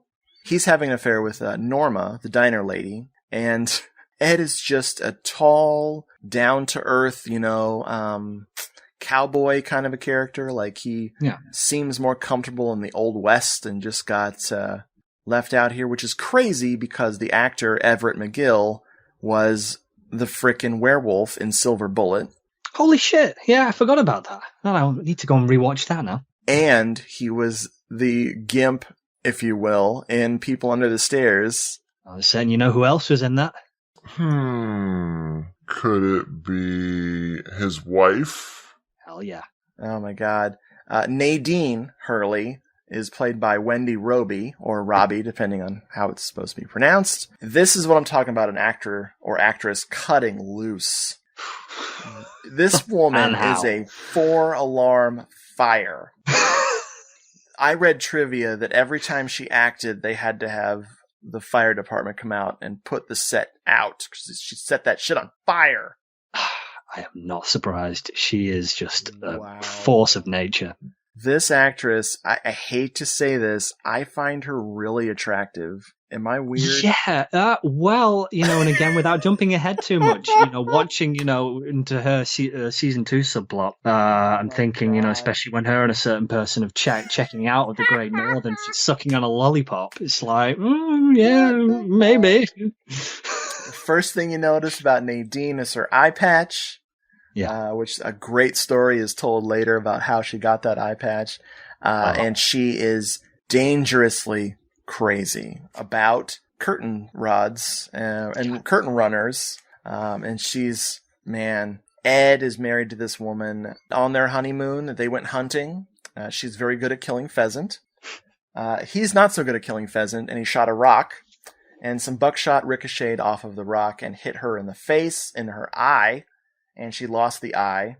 While he's relating this story, there's a character in the background who we'll get to who is laughing his head off at this very serious story. And and it is meant to be funny. It is great.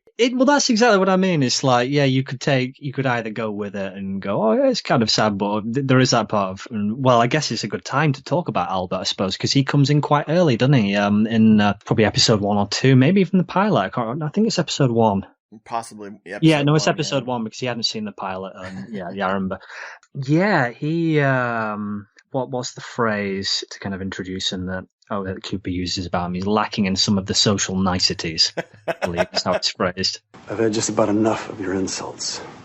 Oh, yeah? Well, I've had about enough of morons and half-wits, dolts, dunces, dullards, and dumbbells. And you, chowderhead yokel, you blithering hayseed, you've had enough of me. He is played by Miguel Ferrer, and he's Agent Albert. He is a forensic expert. Hilariously good. Like, some of his deductions are just fantastic because they're even beyond Sherlock Holmesian things, Yeah. But he bursts onto the scene. If Agent Cooper is a fish out of water, Agent Cooper has since learned how to appreciate Twin Peaks and all of its quiet subtleties. It's kind of backwards world that they're in. Albert hates every second he's in this town full of who he calls morons. Yeah, is it Welcome to Amateurville, gentlemen? Oh, it is so good. Miguel Ferrer is one of my favorite actors of all time. I think his best performance is as the Vice President of the United States in Iron Man 3. Holy shit, oh, wow. He was in it, but it was a nothing role, but oh, well, that's a shame. But no, I love him in RoboCop, of course. Yeah. Which much love for RoboCop between the two of us here. Absolutely. Yeah. When the quirky FBI guy became a thing, this is where it all started. Yeah. This is like if these characters could just get together with the X-Files, like If you could just have, Mulder and Cooper and Albert, and of course, David Lynch is another FBI guy. He'll be showing up later. If just the thought of them in a room together is just brilliant. Yeah, someone make that happen. Yeah, we'll do some choice green screen and editing there. Maybe that's a spoiler for the new episodes. the X-Files connection. Oh, that would blow my mind. So let's see, where are we at here? So we don't want to do every single episode. We don't want to go episode by episode. Yeah, and I'm aware we've been kind of jumping back and forth here, so we want to kind of maybe the rest of season 1 in essence. And you were saying before, did you ask me about the kind of tone and the kind of spirit of it? I don't know, what do you think about that? Like, you sort of asked the question as this first season, how it kind of sort of strikes you overall, the kind of feel of it. And it's perfectly summed up by shots of trees blowing in the wind, a la like Dario Argento's Phenomena, like that. The atmosphere that's generated there when you just feel like you feel very small in Twin Peaks. Even though it's a small town, you're surrounded by waterfalls and woods and very quiet, dark nights. And there's the quirky fun side to this show that is totally why it's popular. Yeah. And at the same time, what makes it go beyond and stick with the viewer so much is that it's mashed up with the scary shit that's right on the edges. And that's one of the things that's really interesting. The darkness that can infect mankind is always on the fringes. Yeah. You totally took the words out of my mouth. The wind in the trees, like you're saying, a lot of those motifs, and the solitary traffic light, just that sense of, everything's very homely and warm and cozy. There's a lot of, everyone's in bed with everyone and shenanigans, murders and all that. But you can just feel it in the air already. Some suggestions of something else even that's hanging over and impinging and waiting to kind of potentially invade and complicate things even further.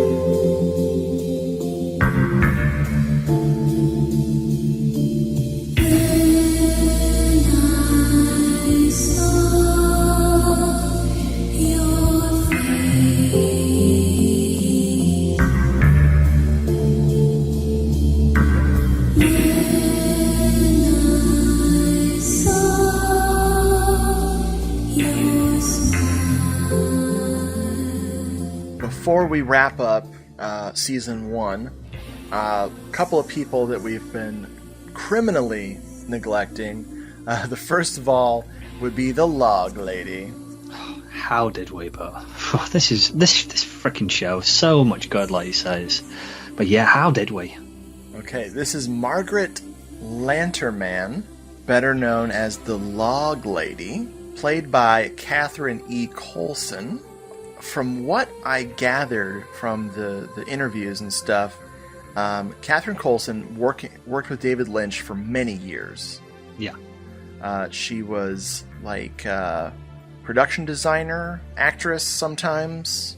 Bit of everything, yeah. There's on Eraserhead, anything that needed doing, really. It was saying in an interview, figuring out how many packets of pudding you'd need to fill a dresser drawer, and stuff like that. Just the usual. She was in Trick or Treats. Oh, yeah, I noticed that. I've never seen that. It looks amazing. The bag with the severed head in it. It was a terrifying VHS tape that I never had the courage to rent. And from what I hear about the film, it was probably better. That the marketing was better than the film, but we'll see. I'll watch it one of these days. Yeah.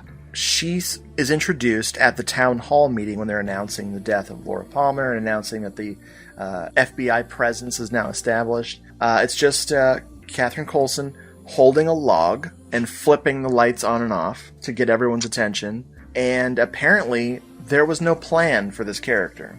No, again, it's just a case of Lynch liking an image. He, I don't know when, had seen Catherine Coulson with her glasses on. They said, when you have your glasses on, for some reason, I have an image of you holding a log.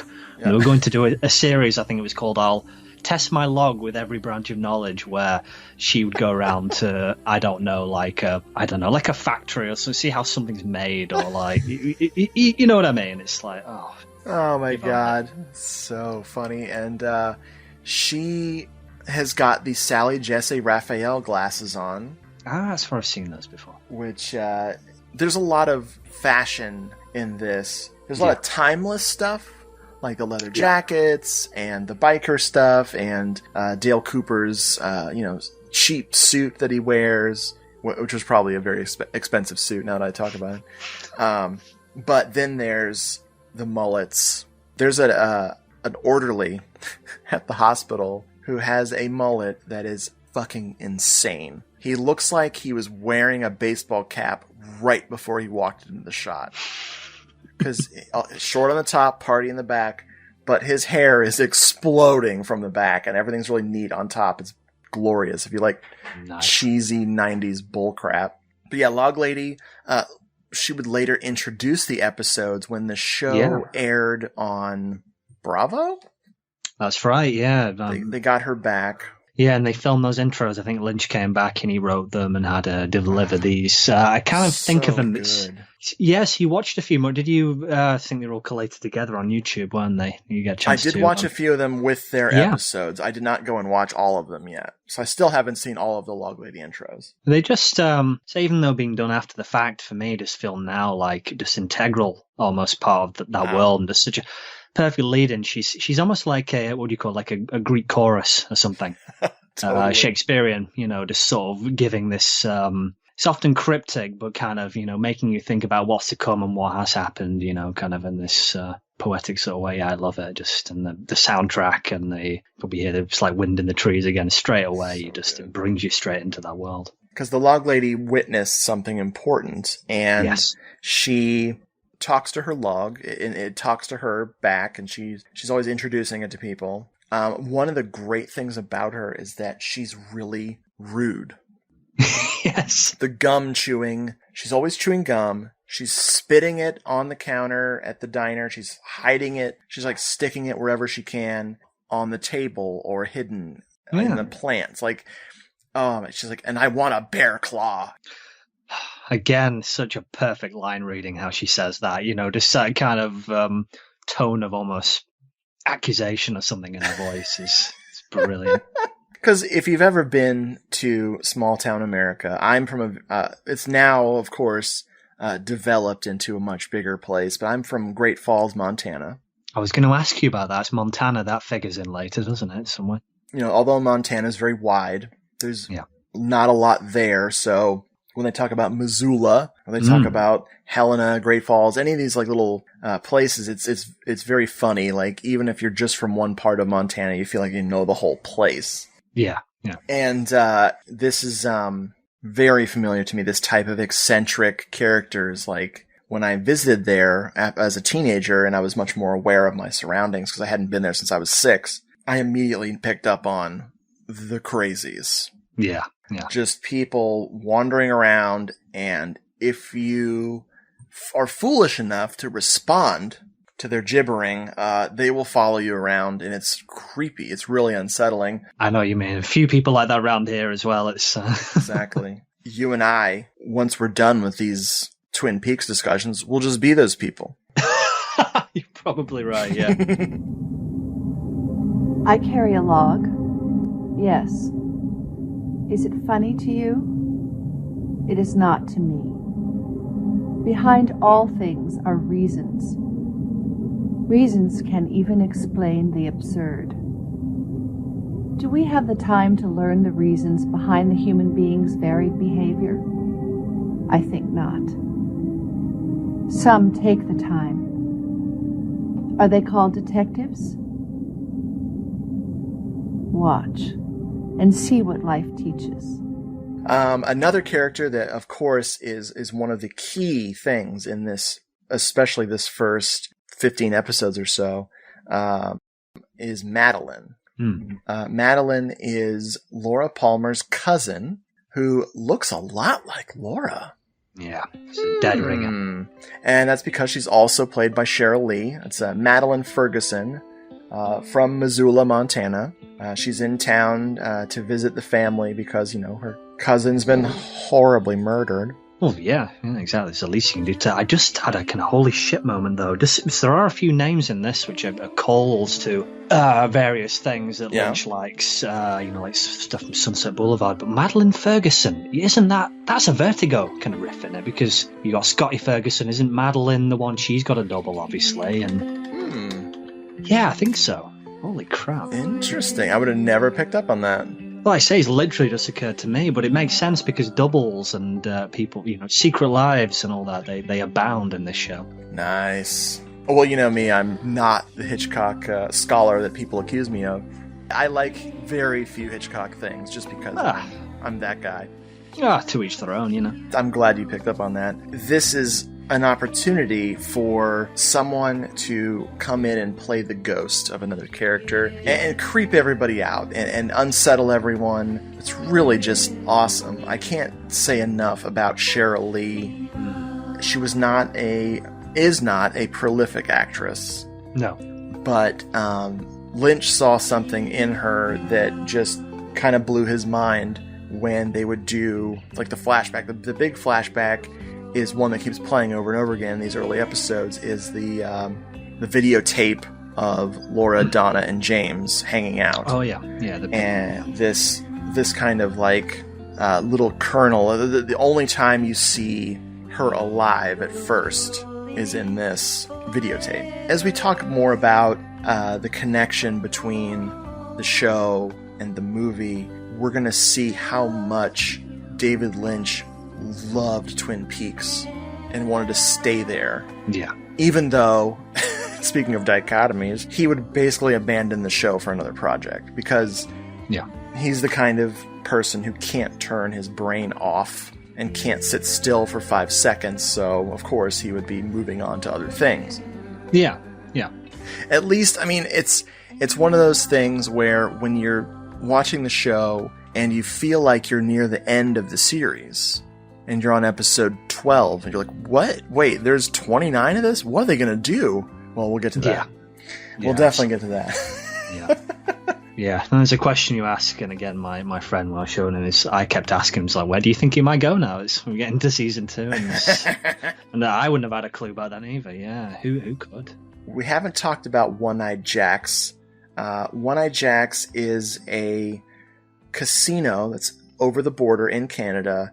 It's a casino/brothel, which Mr. Benjamin Horne owns a share in. He's one of the people that profits off of this place. It's how he makes one of the ways he makes all of his money, not just with the hotel, the Great Northern Hotel. While they're trying to find information on Laura Palmer's death, they uncover this drug ring, this undercover drug ring. And they know it all leads back to this place, One-Eyed Jack. So they go undercover, and it's the most ridiculous undercover bullcrap that's ever been filmed.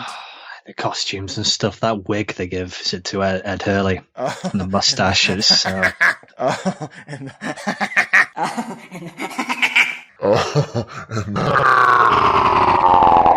Honestly, he really needs it. So. One of the things that's really funny about American television, I am assuming that this happens with UK police procedural too, is for all of the care that they put into being real with the real police procedure, they do things where one agent does 900 things. Yeah. And I keep bringing up NCIS. One character will be an entire department of people. When you have an FBI agent who is one of the lead investigators, but also can go undercover, that does not happen. There's not this super cop thing. Yeah. Like even Mulder and Scully would be a floor of a building in the FBI, you know? I think in that, to be fair, they do have the whole basement to themselves or something. Do they? Just going to be shoved away? But Maybe 25 more people too. yeah, that's it. So. But not too bad. It gets like almost like a parody of itself by the time you get to shows that are still going on now. Yeah. But yeah, they go under this ridiculous sting operation to figure out what's going on. You've got a very disturbing Madam character. Oh, Blackie, yes. Yes. Who is that? I don't know. I never looked her up. I don't know her from anything else, I don't think. Let's see, Blackie O'Reilly. Really? Yes. Wow. Victoria Catlin. I don't know her. Yeah. But she's a great character. She likes to keep girls. She likes to keep them strung out on drugs. We'll find out that Laura Palmer worked at this place because I think they find a poker chip in her stomach. Yeah, lots of red curtains in there, aren't there? I'm wondering if that's meant to be a purposeful kind of parallel with the Red Room or whatever you want to call that place. Oh yeah. Let's talk about the Red Room for a minute. Yeah. Because we have not. It's another character that's the man from another place, is it? Yes. Yeah, that's the only way he's kind of credited. Yeah. It's Michael J. Anderson. Yes. Wikipedia lists him as the enigmatic dwarf, inhabitant of the Red Room. That doesn't sound right. That sounds a little questionably politically correct there. Well, it's the more preferred nomenclature, I think, rather than at least they didn't say midget or anything. True. But the first, I suppose, big curveball, big massive curveball at least. You've had a few little ones of the series. It would be sort of the end of series 2 with Cooper's Dream, where we're getting the introduction of this place, the aforementioned man from another place, who is the first denizen, if that's the word, I think, that Cooper sees in there. And this has everything that happens here. It has reverberations right until the end of the series, right through the film. It's totally. What do you make of all this? Or especially, can you remember when you first saw it? I don't know what. Well, it's one of the things that caught my attention when I first rented the tape. Was all of a sudden you're in this completely otherworldly place that has this really crazy jagged pattern flooring, like some Formica on crack or something.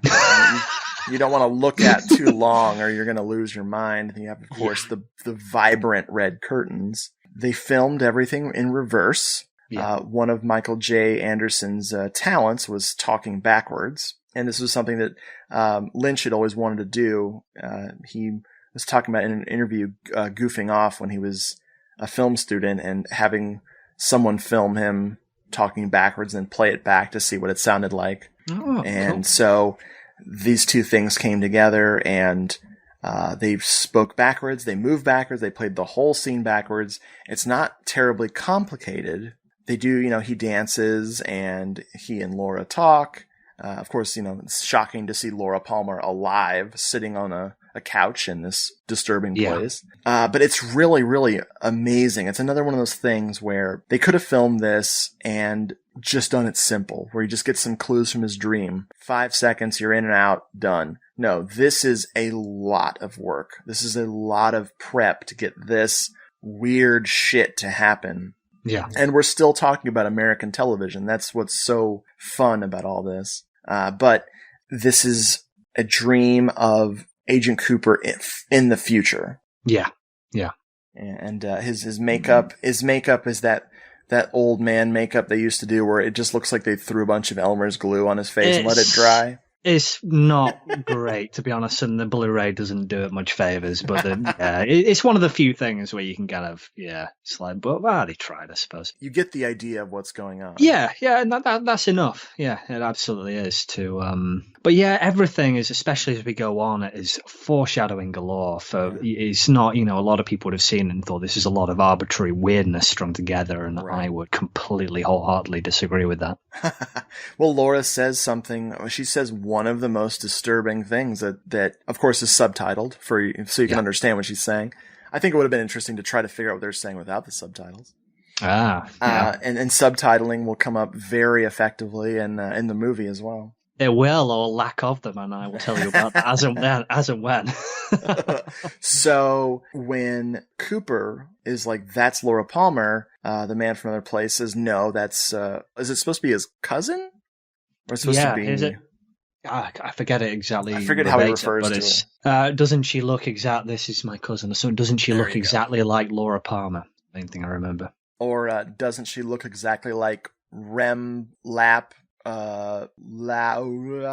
I don't know how to talk backwards. I tried. Good effort, man. Good effort. Rem Lap, whatever. So she says, "My arms bend backwards sometimes." Yeah. And that actually comes up later where she was bound. Like she's this otherworldly dream doppelganger of Laura, perhaps even her ghost, has this memory of being tied up, and it's just really unsettling. Yeah. Truly unsettling stuff.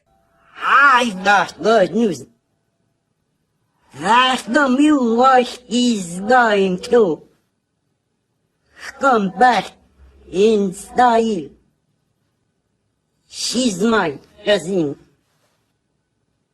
But doesn't she look almost exactly like Laura Palmer? But it is Laura Palmer. Are you Laura Palmer?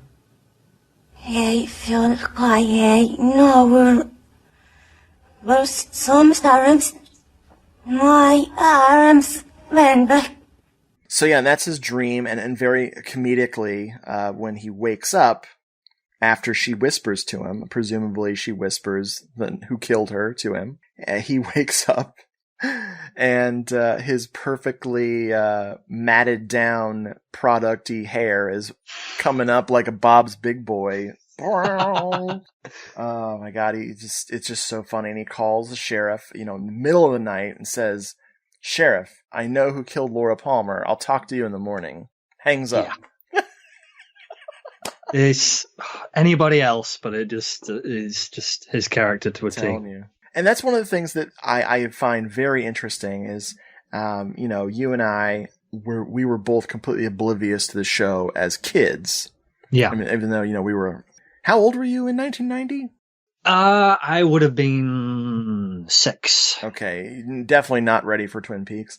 Hell no. I was 14 or 15, and I was completely, no one even put those two words together. I just never even had a clue. In a way, it's a slight shame because you would have been, I think, being a teenager. I think when I first saw the film, saying, bear in mind, we cannot repeat this enough, I saw Fire Walk With Me before I ever saw any of this that we're talking about currently.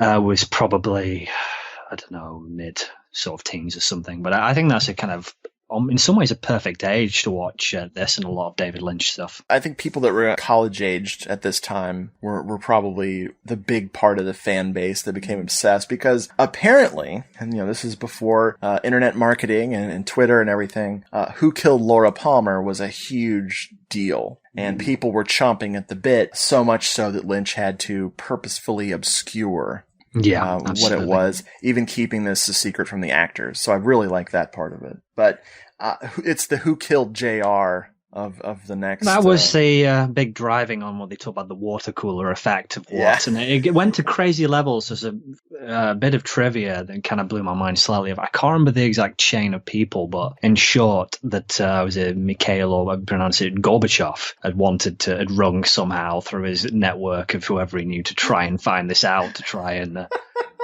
But nope, they still weren't telling. Wow. If Mikhail Gorbachev only knew how dangerous that question was. The man he had to get to, one of the most terrifying figures in all of the United States, David Lynch.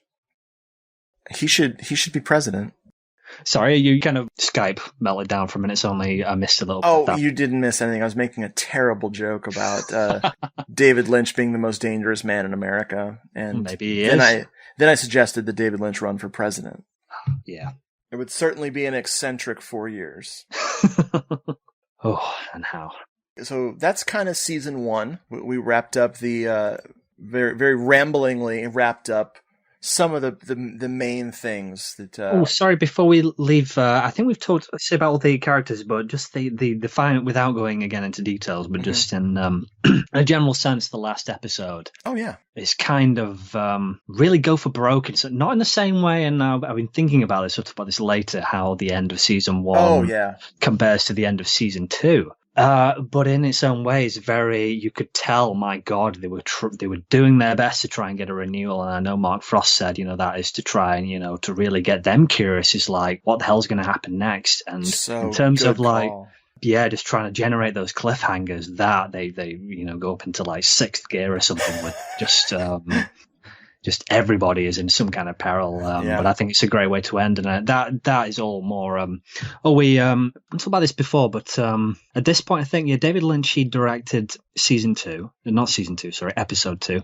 and after that point, that's when he left for a while to go and make Wild at Heart, I believe. So he was kind of off doing that for a while, and Mark Frost more taking the reign, and that's why I think it's all more narratively focused at that point, more quote unquote traditional. And I think he wrote and directed the last episode, so he's more in the driving seat and just setting all those cliffhangers up and just teasing the network, teasing the potential audience. And then again, without getting into specifics, so we've got just a couple like the mills on fire, we've got Shelley and but the big one is it ends with Cooper. He's it's been a long day, he's about to go to bed, and then opens his door and we see a gun and shot 3 times, and then that's it. Roll credits. Nothing else until, was it either later next year or the next year even.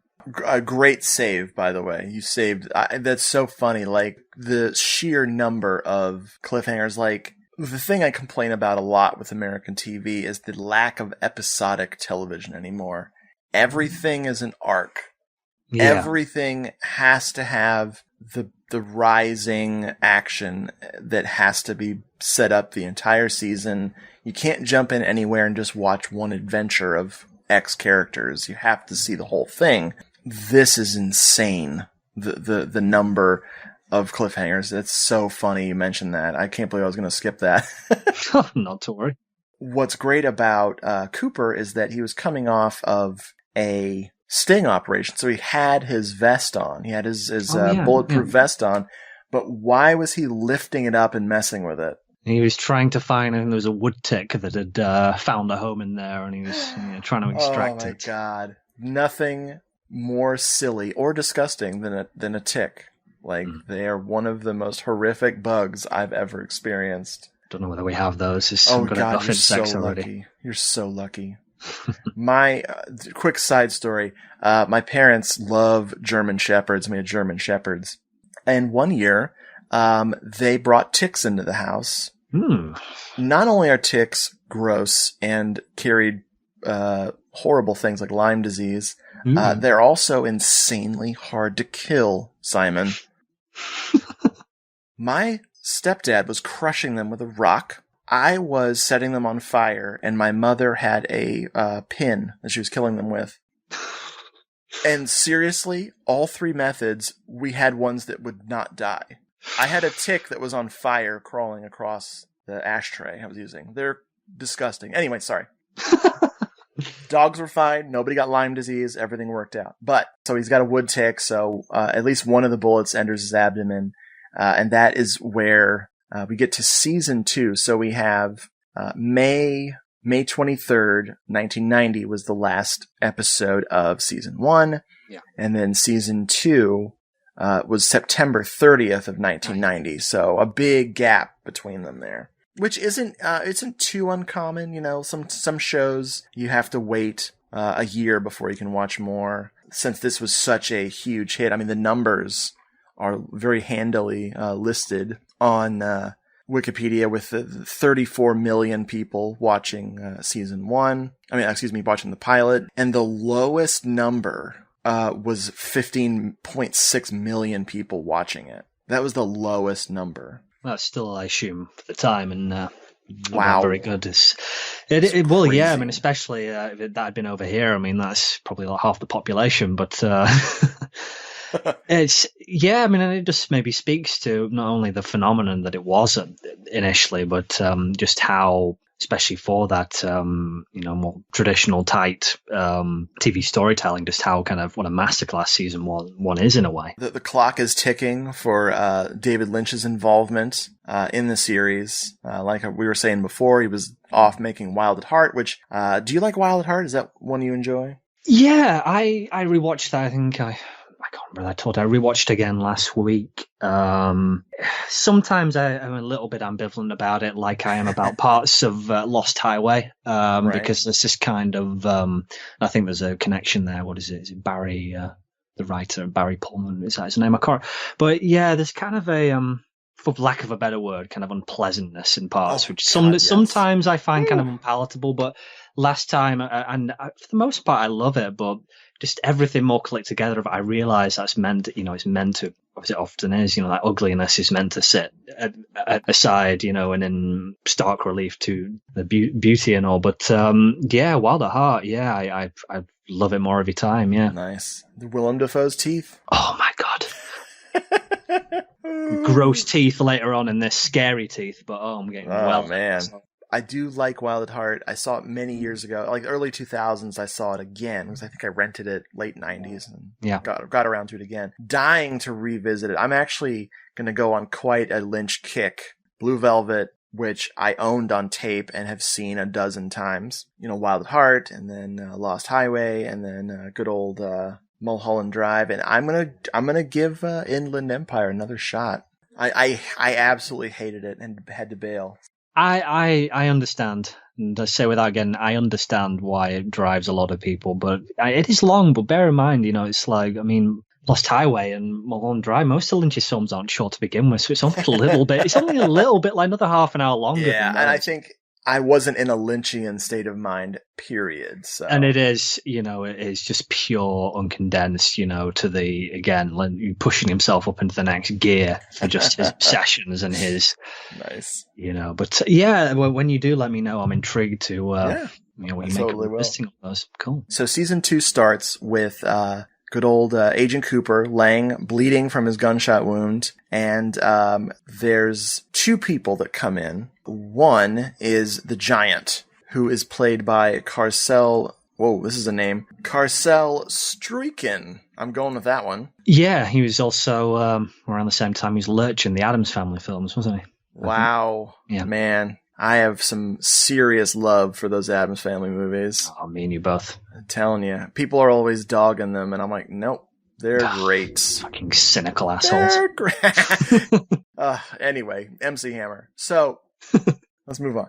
He comes in and is giving Agent Cooper some clues to things. There's also some comedy with the hotel bellhop.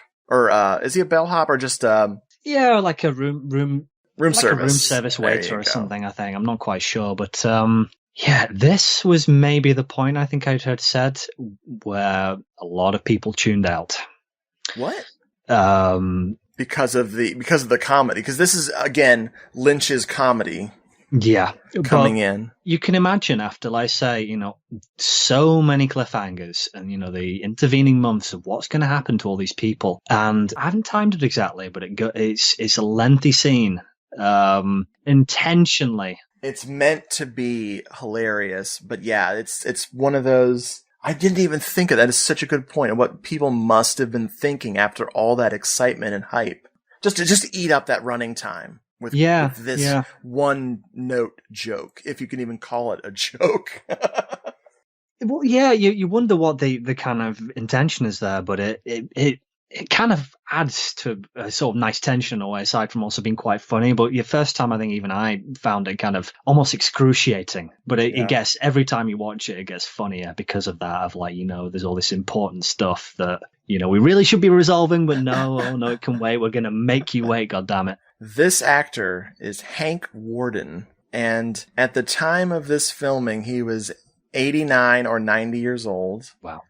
He was a very prolific actor from TV days. I did a lot of Bonanza, Lone Ranger, all kinds of stuff. 221 credits to his name on Holy on crap. IMDb. So yeah, just TV, movies. Serious journeyman by the sounds of it. Yeah, absolutely. So him playing this rather befuddled old guy bringing Agent Cooper, what else? A glass of warm milk to help him sleep. Because one of the things I really like about Cooper that I don't think we did talk about a little bit, but he's very much like someone that just popped out of 1955 and landed in 1990. Yes. Yeah, He and his boss they just seem like they're cut from the FBI factory. Yeah. How are you doing down there?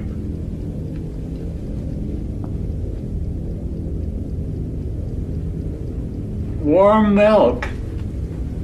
Agent Cooper! Would you put it on the table, please? Sure. Piper Laurie, who plays Catherine, the Ice Queen we talked about earlier, she tries to save Shelley, Leo's husband, because Leo decides he's being paid to burn down the mill for the horn so they can buy up this land and make something called Ghostwood Estates. And so there's all this intrigue about the real estate stuff going on. So we don't know if she escapes. We know Shelley's alive, but we don't see what happens to Catherine. Yeah. And Piper Laurie's going to come back later in the most baffling bag of bullshit ever, which is also really, really funny because I love it. It is obviously meant to be really stupid. One of the most heartbreaking things is that I think Nadine suspected that Ed was going to leave with Norma. Yeah. He didn't actually tell her that he was going to leave her. She just got the hint. Yeah, she sensed some kind of writing on the wall, and her cliffhanger at the end of season 1 was, you see her kind of ritualistically, like, putting all these pills out, and without even saying, exactly what she's going to do. It's really, really sad. It's kind of this happens later on as well. It's testament to Wendy Roby and also the character of the pathos. Yeah, exactly. That despite the fact she's such a zany character, you really feel for her at the same time. And here's Lynch, dropping something brilliant. It's this woman. I think she's wearing. Is she wearing a prom dress? Yeah. Something childlike about it. Yeah, sitting in the middle of her home with a bunch of pills. And she's a fiery redhead with an eye patch. It's like, wow, it's like Lynch would put that on a freaking Christmas card and send it out, like, here's this woman killing herself with pills, but isn't it beautiful? Merry Christmas. Yeah, just that sums up his approach very, very well. And Lynch, one of the great things about him is that there's times when he doesn't know that something like that is inappropriate. Yeah. And then the rest of the time he'd pretend, because he's definitely great at building his persona, Oh, yeah. So sometimes even he, by his own admission, doesn't know. I mean, there's a great story of Michael J. Anderson wandering by the edit room one day, I think, and hearing Lynch talk to the editor, and apparently he said, "Oh, so that's what I must have meant by that." Just thinking, knowing it would all come together eventually, it's and there it was. Oh man, so good. That's how I edit the Doom show. Especially this one.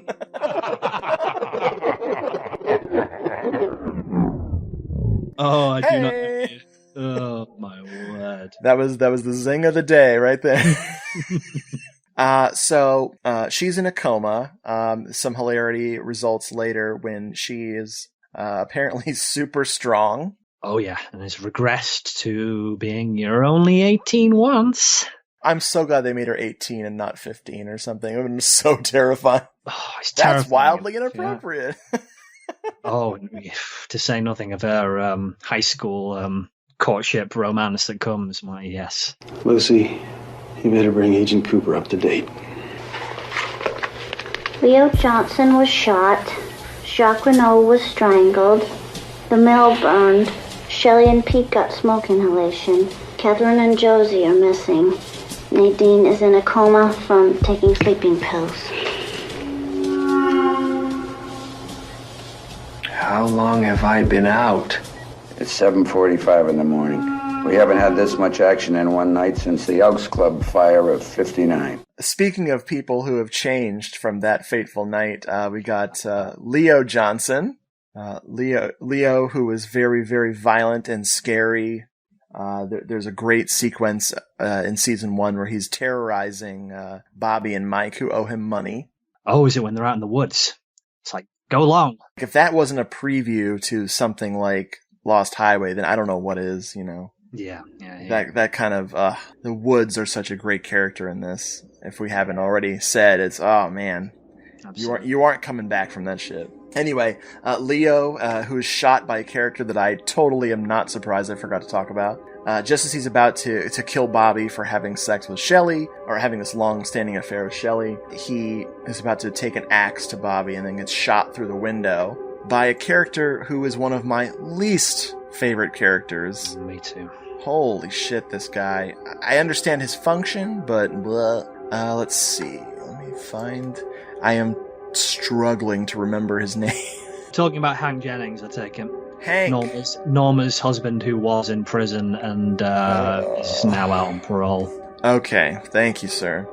This guy is Chris Mulkey. Let's look this guy up. Was he also in Silent Night, Deadly Night 3? I have to wonder. He's an actor I like now. Oh, he's fine. He does what he can with what is not, the greatest part. God bless America. 218 credits? Yeah, I can't remember what I know him from, but I looked him up and I had a couple of like holy shit moments. This is insane. Man, oh man. I'm just baffled here. This is amazing. I was in Matlock. Ooh. Beauty and the Beast, the TV series. He played Danny. TV credits, I take it. Oh yeah. Dreamscape. There you go. That's Mike you mean to watch. 1984 movie, I think. That's a good one, yeah. Cool. It was one of my absolutely horrific childhood. I watched that when I was like 8 or 9. Oh, there's some horror stuff in it. And I think that's one of the reasons why I'm terrified of nuclear bombs. I mean, aside from how terrifying nuclear bombs are. Yeah. All of the apocalyptic stuff in that just creep me the fuck out. So you summed him up very well. He is associated with Josie. She's the Josie who we very briefly talked about, because Josie, while one of the standout characters as far as her foreignness, she's one of the few like truly foreign elements. She's an Asian woman living in this very small town, so she's the only Asian in town, presumably, and she's very chic. She's definitely one of those very late 80s, early 90s vampish kind of look. She was married to Piper Laurie's brother, and she inherited the mill when he died very mysteriously. And of course, there's a big conspiracy there. That's more of, I think, some of the soap opera-y kind of meant to be funny shit on the side. Yeah. That whole backstory is very silly. And of course, she's got connection, like triad connections and stuff. Oh, she's, never mind, double lives, maybe triple, quadruple. And it's interesting that she, of all people, is who we kind of start with, applying the makeup, putting this mask on, I suppose, which makes me wonder if Lynch just thought she was cool looking and would provide some more dynamic imagery to the show to intrigue people. Well, yeah, it's I don't know, exoticism or whatever, even it's right. Let me go for something, because I think before she was in it, she was going to be Italian. She was going to be played by Isabella Rossellini instead. Oh, man. That's good trivia there. That's hot. I would have loved to have seen that. Yeah, me too. It feels like Mark Frost just pulling plot elements out of a bag. Yeah, she's very good, and again, that gives it. But that and Anne Hank, they're some of my less liked kind of elements of the show, where I kind of, when they're on, I tend to tune out a little bit. Though the actors are fine. One of the things that's fun about this show is that there is that parodying of the soap opera, and one of the best things that's running in the background. I just gonna say we forgot to mention, didn't we? Yeah. Is it Passport to Love or Invitation to Love? Thank you. Which I think gets completely, and we'll talk about this, the change of season 2 and season 1, but that apart from one reappearance briefly in season 2, is a pretty much completely season 1 thing. And like you say, it's in the background commenting on, even sometimes specifically when someone gets shot, someone else is about to get shot in that. And yeah, very clearly, you know, holding their hand up to say, yeah, we are taking the piss a bit here, you know. Invitation to Love is a soap opera. If you've ever seen the show Soap, or if you've ever seen the Days of the Week soap opera from SCTV, this is very much like that kind of a parody of soap opera shenanigans. Yeah. And I am telling you, if there was an extra on this set that was just all of the clips of Invitation to Love just put together, I mean, it's hilarious. Yeah. You've got a character playing twins. Like you said, there's so many things that mirror what the soap opera that we're watching of Twin Peaks. Absolutely. Donna, she tried to have a romance with Agent Cooper. So there's a very sexy scene where Sherilyn Fenn is snuck into Agent Cooper's room because her father owns the hotel. Of course, she has access to the keys and is very saucily waiting for him in his bed. But, there's a great conversation, just how good and pure and white bread Agent Cooper is, where he's like, you need a friend, you don't need a lover. Friend zone, that's it. But yeah, my thoughts have changed over time on this, and I'll get into it more later, whether that was a good or a bad thing. I know a lot of people wanted, because their chemistry from the second Audrey comes in, he's having his first breakfast, I think, at the Great Northern, and literally as he mentions about grapefruits being freshly squeezed, she appears. And it's just straight away, just simmering chemistry between them. Which, am I mishearing this rumor, or what? Did they not like each other? Oh, Sherilyn Fenn and Cal MacLachlan. No, I think what it was that especially meant that they would not get together in the show was that for a while, I can't remember how long, Laura Flynn Boyle and Cal MacLachlan were an item. And apparently Laura Flynn Boyle and Sherilyn Fenn did not get on set, and she didn't like the idea of them having intimate scenes together. And also, Cal MacLachlan himself didn't like the idea of, he thought it was a bit morally dubious or something. Right, because she's still in high school. Yeah. Nice. Oh, man. But, so she has gone undercover herself, like a good wannabe FBI agent, and she has figured out that One-Eyed Jacks is recruiting its prostitutes from the perfume counter of a department store, and they will offer this person X sum of money to become a prostitute, and then, depending on their interest in such work, they get trapped and become, white slave trade, whatever. I don't know what's going on. Bad stuff's happening.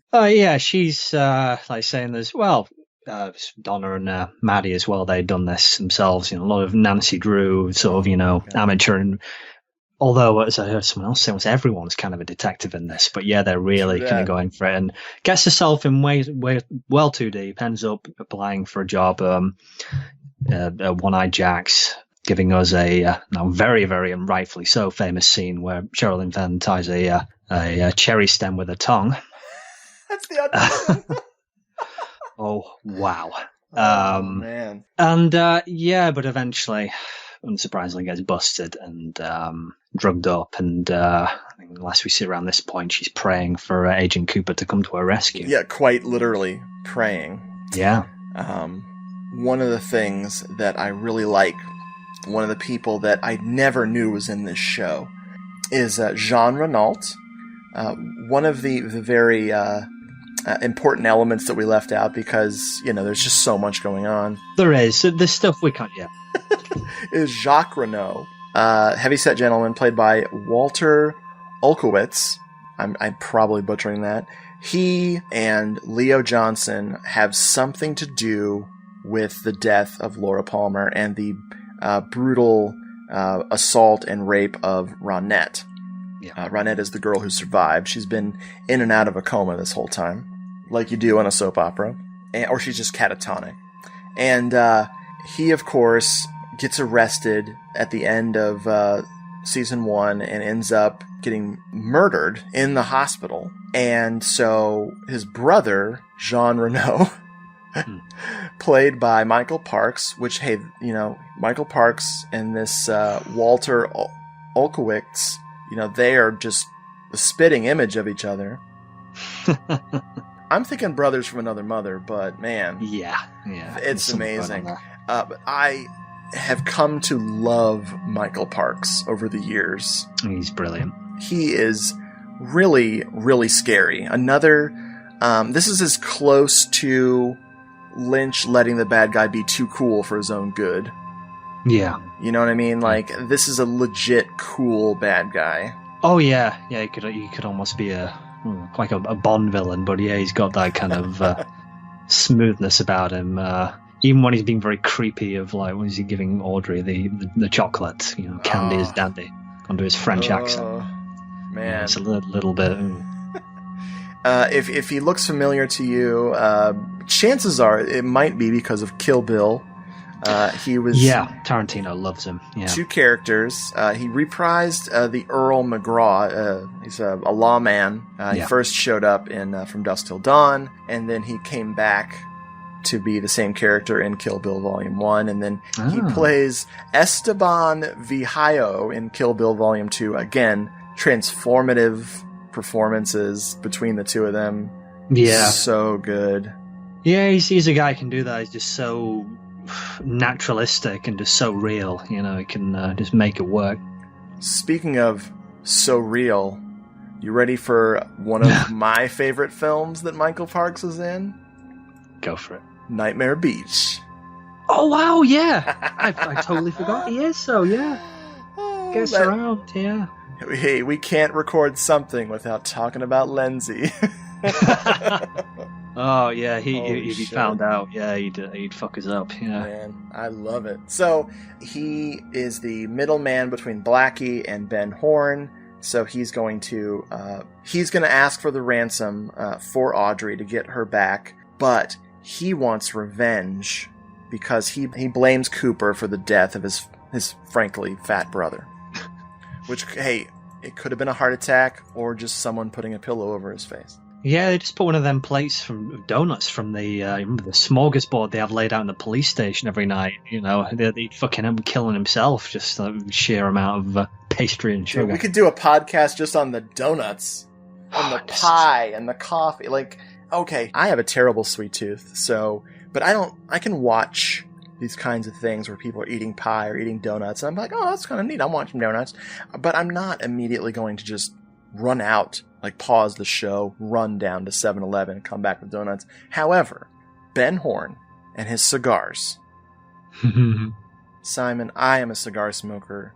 Yeah. And I try not to smoke more than one a week because, shockingly, if you smoke more than one a week, you feel like garbage.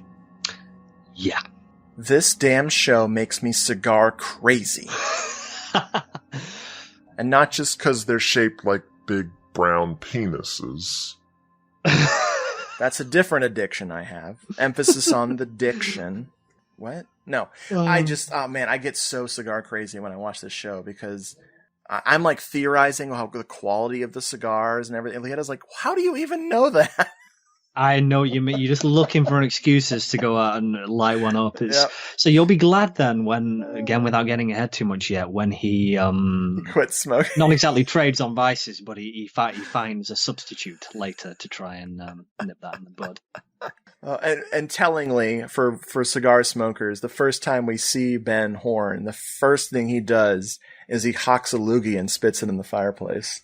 Oh, shit, yeah. Yeah, that's like very telling of cigar smokers because we're filthy and we're disgusting. Things are getting really, really scary here, and really like the tension of the mystery right from the get-go of season 2. In spite of all the funny shit that's happening, there's also just more and more creepy stuff. Yeah, that's happening. We have the revelation. And this is the spoiler. This is the megaton bomb spoiler here because we have so much to talk about. We got to get to this eventually. Yeah. Leland Palmer, played by good old Ray Wise, it turns out he killed Laura, and he has killed before. The reason that he's been able to go undetected is because he himself doesn't know. Yeah. The idea that this entity named Bob has possessed Leland, and this entity has an obsession with being evil. He just has to destroy everything he touches. And of course, very disturbingly, we'll find out later that not only did he rape and murder Laura Palmer, that he used this vessel to continually sexually abuse her for her whole life. Yeah. And it's just pitch black darkness of this show.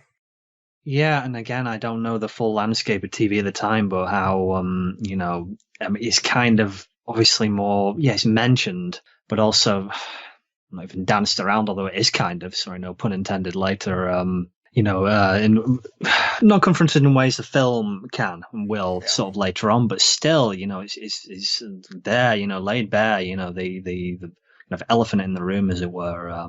Just amidst all this, quirkiness and fun, it's just like, holy crap, how do you kind of sort of process all that as like a totality? The thing is, it's a great red herring because Leland is so crushed by the grief that this event has, brought into his life that it's just so depressing because he's not even haunted by it. He's ruined as a man. Like professionally, he takes to singing in public. He dances around with the picture and cries, and his relationship with his wife is completely broken down. If it was limping along before, it's now completely on edge, like everything else. The reveal of what has happened and what's going on when we finally see that Bob lives inside him, when he looks in a mirror and there's Bob's reflection staring back at him. And of course, one of the most depressing aspects is that Madeline is there. This double of his daughter is there. And of course, Bob cannot resist also snuffing this light out. Yeah. And I'm glad you mentioned the before we, kill Maddie completely in our discussion, the Scooby-Doo, Nancy Drew stuff you were talking about. Yeah. There's a whole hilarious subplot where they're trying to get the tapes that Dr. Jacoby made of Laura Palmer's therapy sessions. There's some great moments of Dr. Jacoby in his Hawaiian tricked out house in his zoot suit, complete with big old chain, listening to Laura's tapes and getting tearful. And I swear the idea was that he was just listening to her therapy tapes and masturbating furiously, but that's my interpretation. I wouldn't be surprised. So there's the Nancy Drew shit with that, where while they're using tapes of her voice to just kind of steal the locket and get the evidence and get more of his tapes of Laura, he gets attacked and is in the hospital. And he's actually there and he witnesses when Jacques Renault is killed. There's also the Nancy Drew bullshit with Harold. Yeah. The shut-in, another of my least favorite characters. Yeah, I'm kind of glad that I like him well enough, but I'm kind of glad that subplot is over in kind of a few episodes. It doesn't hang around too long. Let me see, who is that actor?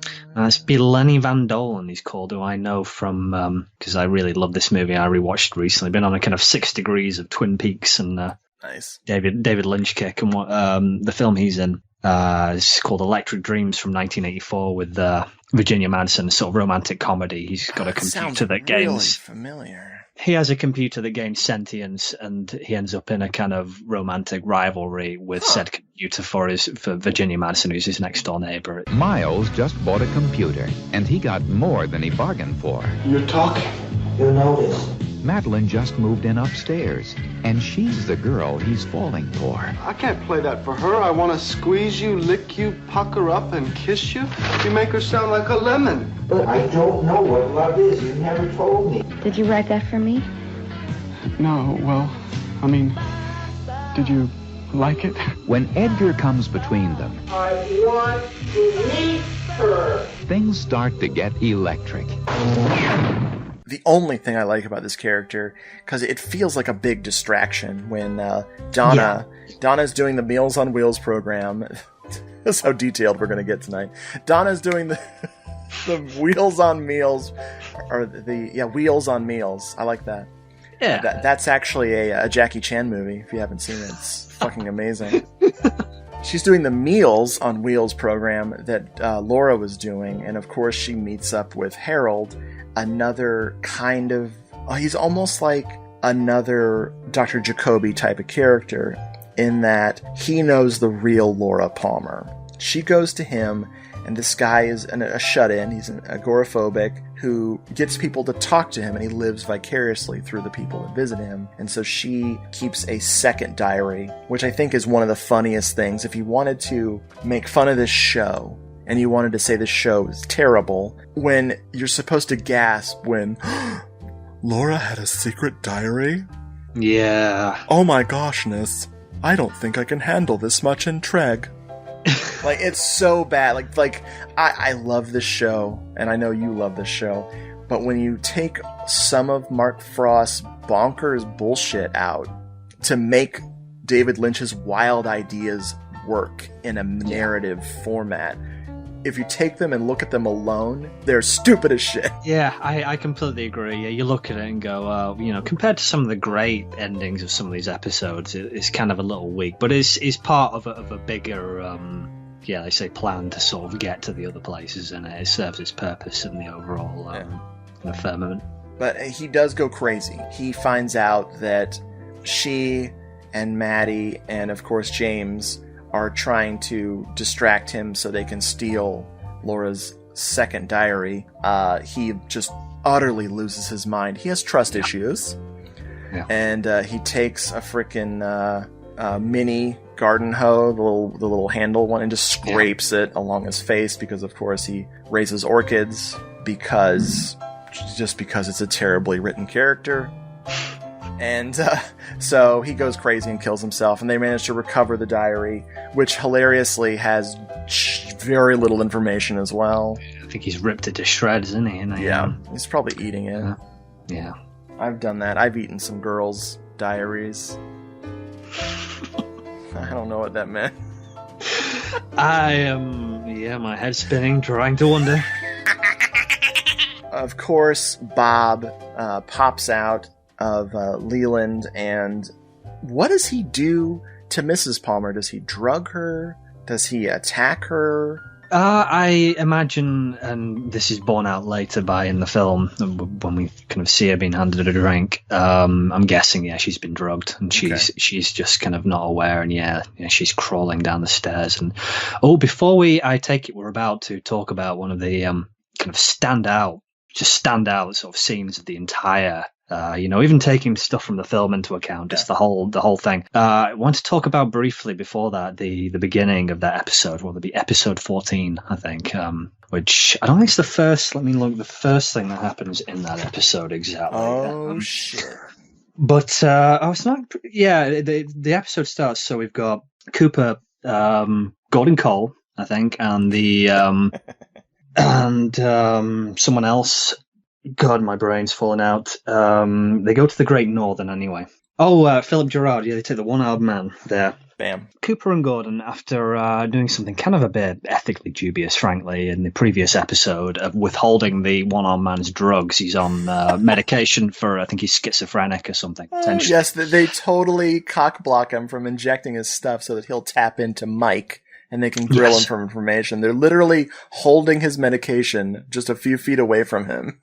Yeah, That's it, which, you know, is kind of a bit, but I suppose here it's a lesser of two evils type decision. So they take him to the Great Northern, and he freaks out when Ben Horn comes in, but we're not quite sure why, and yeah, that leads them to believe further that this might be the case. But then, no, we cut next, I think, to Palmer's living room. And at this point, we'd already seen Maddie had talked to James, who she had a bit of a thing with, throwing a spanner, you know, in James and Donna's romance. Totally. But yeah, she's talking about leaving, and now she's telling Sarah and Leland Palmer, who she's been staying with, that she's going to leave. And just this scene in general, I think, is fucking amazing for just how it's shot and the staging. It starts off, I think, on the photo, the picture of the moose or whatever, this pastoral scene of Missoula, Montana, across the pictures on the mantle in Oval Laura, and then across around the room. I think is it Louis Armstrong? Something's playing in the background on the record player. Who pans around past them while they're talking, and she's saying she's going to leave, and they say, "Oh, we're going to miss you," and then finishes with them framed under the record player, which will be very important for the scene. As they were about to mention the climactic scene of this episode. Just saying, great foreshadowing. Unfortunately for Maddie, she is home. She's had visions. Of blood on the floor, like a stain on the floor. She's also seen Bob. Bob has appeared to her. A very amazing moment is that it's revealed, I think by Mike, that there's only two people that can see Bob. Yes. And those are the gifted and the damned. Oh, yeah. Maddie, unfortunately, is not in the gifted category so much. No. While they're staking out the biker bar where Julie Cruz is singing once again, and the log lady's there, she has some information for them. So it's Cooper and Harry S. Truman teaming up with the frickin' log lady. Hey, any lead, right? Follow any lead. Absolutely. While he's there and Julie Cruz is performing, the stage empties completely. Everyone vanishes, and the giant returns. And the giant is telling Cooper, "It's happening again. It's happening again." And what's happening is that Leland completely succumbs to Bob, and very slowly, very creepily, just puts on rubber gloves. And when Maddie comes downstairs, she's screaming about something. Yeah, what's that smell? I think she says. Yeah, apparently, when Bob appears, you smell burning tar or scorched engine oil. Scorched engine oil, that's it. Yeah. So she's very upset about this stench, and she just comes screaming. It's a very unsettling moment because we've seen Mrs. Palmer crawling across the floor. We see her vision of a white horse. Yeah. Years before. You say, yeah. Years before. You know me way too well. Mike Myers would see his mother with the white horse in Halloween 2, as directed by Rob Zombie. Yeah. I'm terrified of horses, and I was just talking about this with my wife and our friend Kate yesterday. I do not like horses. Really? I know they're not evil, but they terrify me. I think it's because of The Ring. Oh, what are you talking? The horse goes American. Yes. I still need to. I've only seen bits of that remake years ago. I think you'll enjoy it. It's Yeah. If you're gonna trade all of the Asian remakes in for one, that one is definitely a film that holds up to repeat viewing. Holy shit, there's a David Lynch connection right there. That is Naomi Watts, isn't it? Mm-hmm. Wow, yeah. Sold. Yes. So, she has a vision of the horse, and then she completely passes out. Probably for the best. And then Maddie comes down, and this shocked the shit out of me. Her death scene, aside from being Lynchian, is also very depressing. Yeah. Very violent. So violent that it shocked me after everything I've watched over the years. And then when you put it in context of this aired on American television in 1990, it is extremely shocking. I think that says the context in it of where you get it, and that ties in kind of perfectly, I suppose, in this concentrated nightmare fuel was invading, millions of homes, I'm guessing at this point. They knew going into this episode it was going to be revealed, so the numbers going up a bit and down, they spiked up again for this. I'm telling you. And I think this is one thing, I think at least, why this scene is so unsettling and so horrifying. I say mirroring in with the content of coming into all these homes, if it is in the living room, the most, you'd think, cozy and homely place imaginable, but it's, from the second, even before it all starts, the lighting of how that room is lit and everything, it's like, just, something is off straight away, and then just... Like a stage spotlight is on. Yes, I'm glad you meant. I nearly forgot about that when Bob appears and when he starts chasing around the living room, and it's like, and that will tie into something in the film I'll mention later, that light that kind of comes back. Yeah.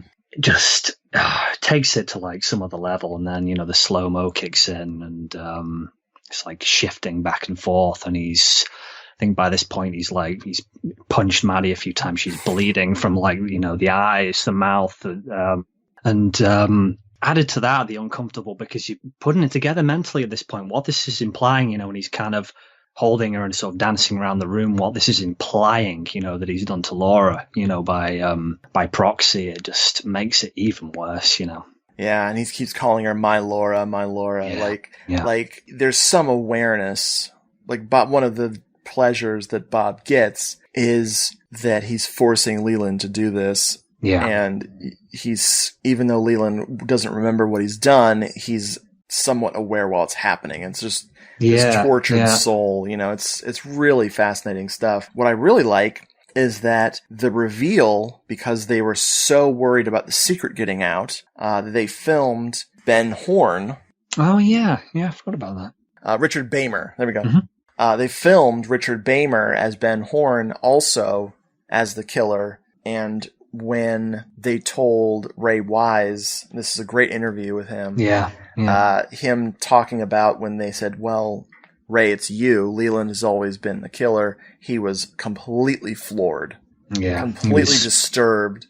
He and his wife had just had their first daughter. Yeah. And so he was just appalled at this, but he relished the opportunity to be the villain, as he always does.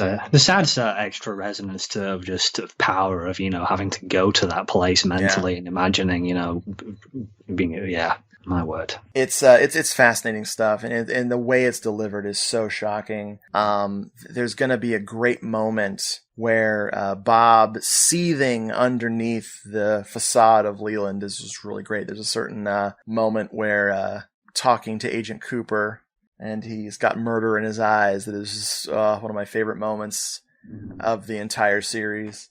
But Simon, I'm going to propose this to you. We need to do a part 2. We absolutely do. I can look ahead, and it's like we've already got a fair bit of holy shit. So yeah, and we'll be able to kind of pick up the pieces and see what we've left behind as we move into. This is, to me, this is the end of season 1. Season 1 was not episode 8 with Cooper being shot. To me, this is the end of season 1 when we find out who killed Laura Palmer. That's how I feel about the show. Yeah, that works, and it more in terms of the numbers perfectly divides it as well. But yeah, it makes sense. Yeah, it totally does. It's for me, I love a lot of season 1, but for me, it's like kind of just a springboard for getting into the more juicy stuff of season 2. And I know there are problems with season 2, which again we'll get into. But for me, I'm just, whenever I watch season 1, as much as I love all that, I'm just getting impatient to get into season 2 and get into episodes like this one and some of the ones we're going to get into as well. In case you're screaming at us, you forgot this, you forgot that. Well, we know. It's, purposefully, I know there's characters, we brushed over and things. You just can't, unless you are going to commit a full podcast to this, you cannot. Yeah, you've got to pick and choose, haven't you? We didn't spend nearly enough time on Sylvia Horn, who Wikipedia describes as Ben's constantly angry wife. Yeah, well, I suppose every time I've seen her, she doesn't look too impressed, but... Oh, my God.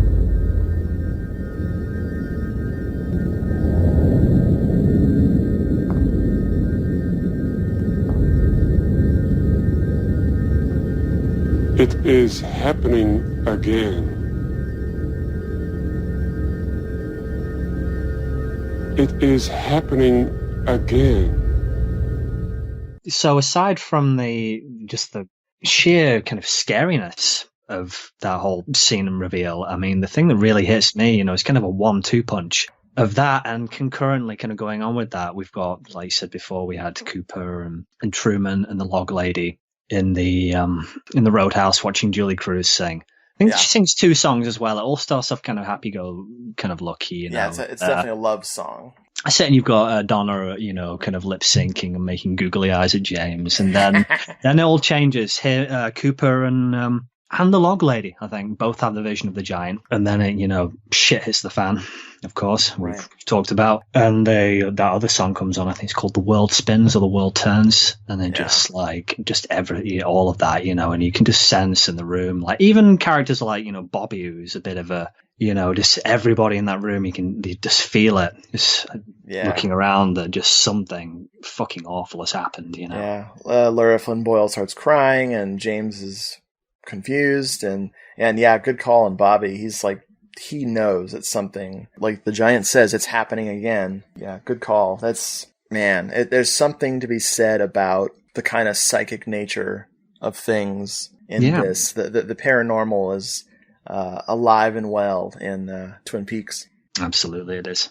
Well, sir, we are going to split this up because speaking of being naive like James, or just stupid, I really, really thought we'd get a lot farther than we did this evening. So we're going to take a break here. This is a great stopping point, and I think we're going to come back with we'll wrap up the Leland stuff, and then we'll get into the hilarity, not always intentional, of the rest of the second season, and then when Lynch triumphantly returned to the world of Twin Peaks in the next episode. So thank you so much for giving me probably like 2.5 hours of your time. Oh, you're most welcome. if not more. Oh, no, it's a pleasure. It's fun to, as I was saying to you, I finished my second watch of this year, getting that Blu-ray box at a friggin' bargain, showing it to my friend who'd never seen all of season 2, and we were so sad when it's over, but I thought at least I can kind of start to relive some of it, by doing this. So, nice. It's been great. Cool. So, folks, stick around for Twin Peaks Part 2, The Revenge, seeing who else was in Silent Night, Deadly Night 3. Tension's killing me to find out already. Good night, folks. Forget your troubles and just get happy. You gotta pack all your cares away. Sing hallelujah, come on, get happy. Get ready for the judgment sits. The sun is shining, come on, get happy. Hello, This is the Doomed Show is available at hellodoomshow.podomatic.com. For the old episodes, check out the archives at doomedmoviethon.com. To contact the show, email us at doomedmoviethon@gmail.com or at doomedmoviethon on Twitter. For more Doomed Moviethon goodness, also visit cinemasomnambulist.com. Hello, I'm Gor Blimey, and I'm your host on the Trilogy of Terror podcast. Each month, I'll look at one director and talk about 3 of their horror movies, kicking things off in episode 1 with Lamberto Bava, the man who brought us Demons. Now, the horror films might not always be scary, or even good, but, well, if that happens, what movie and pizza night isn't all the better for a bit of extra cheese? Come and check out the show at gentlemansgrindhouserecords.com or find it on iTunes and Stitcher. The Trilogy of Terror podcast, where we try 3 times harder to give you the willy.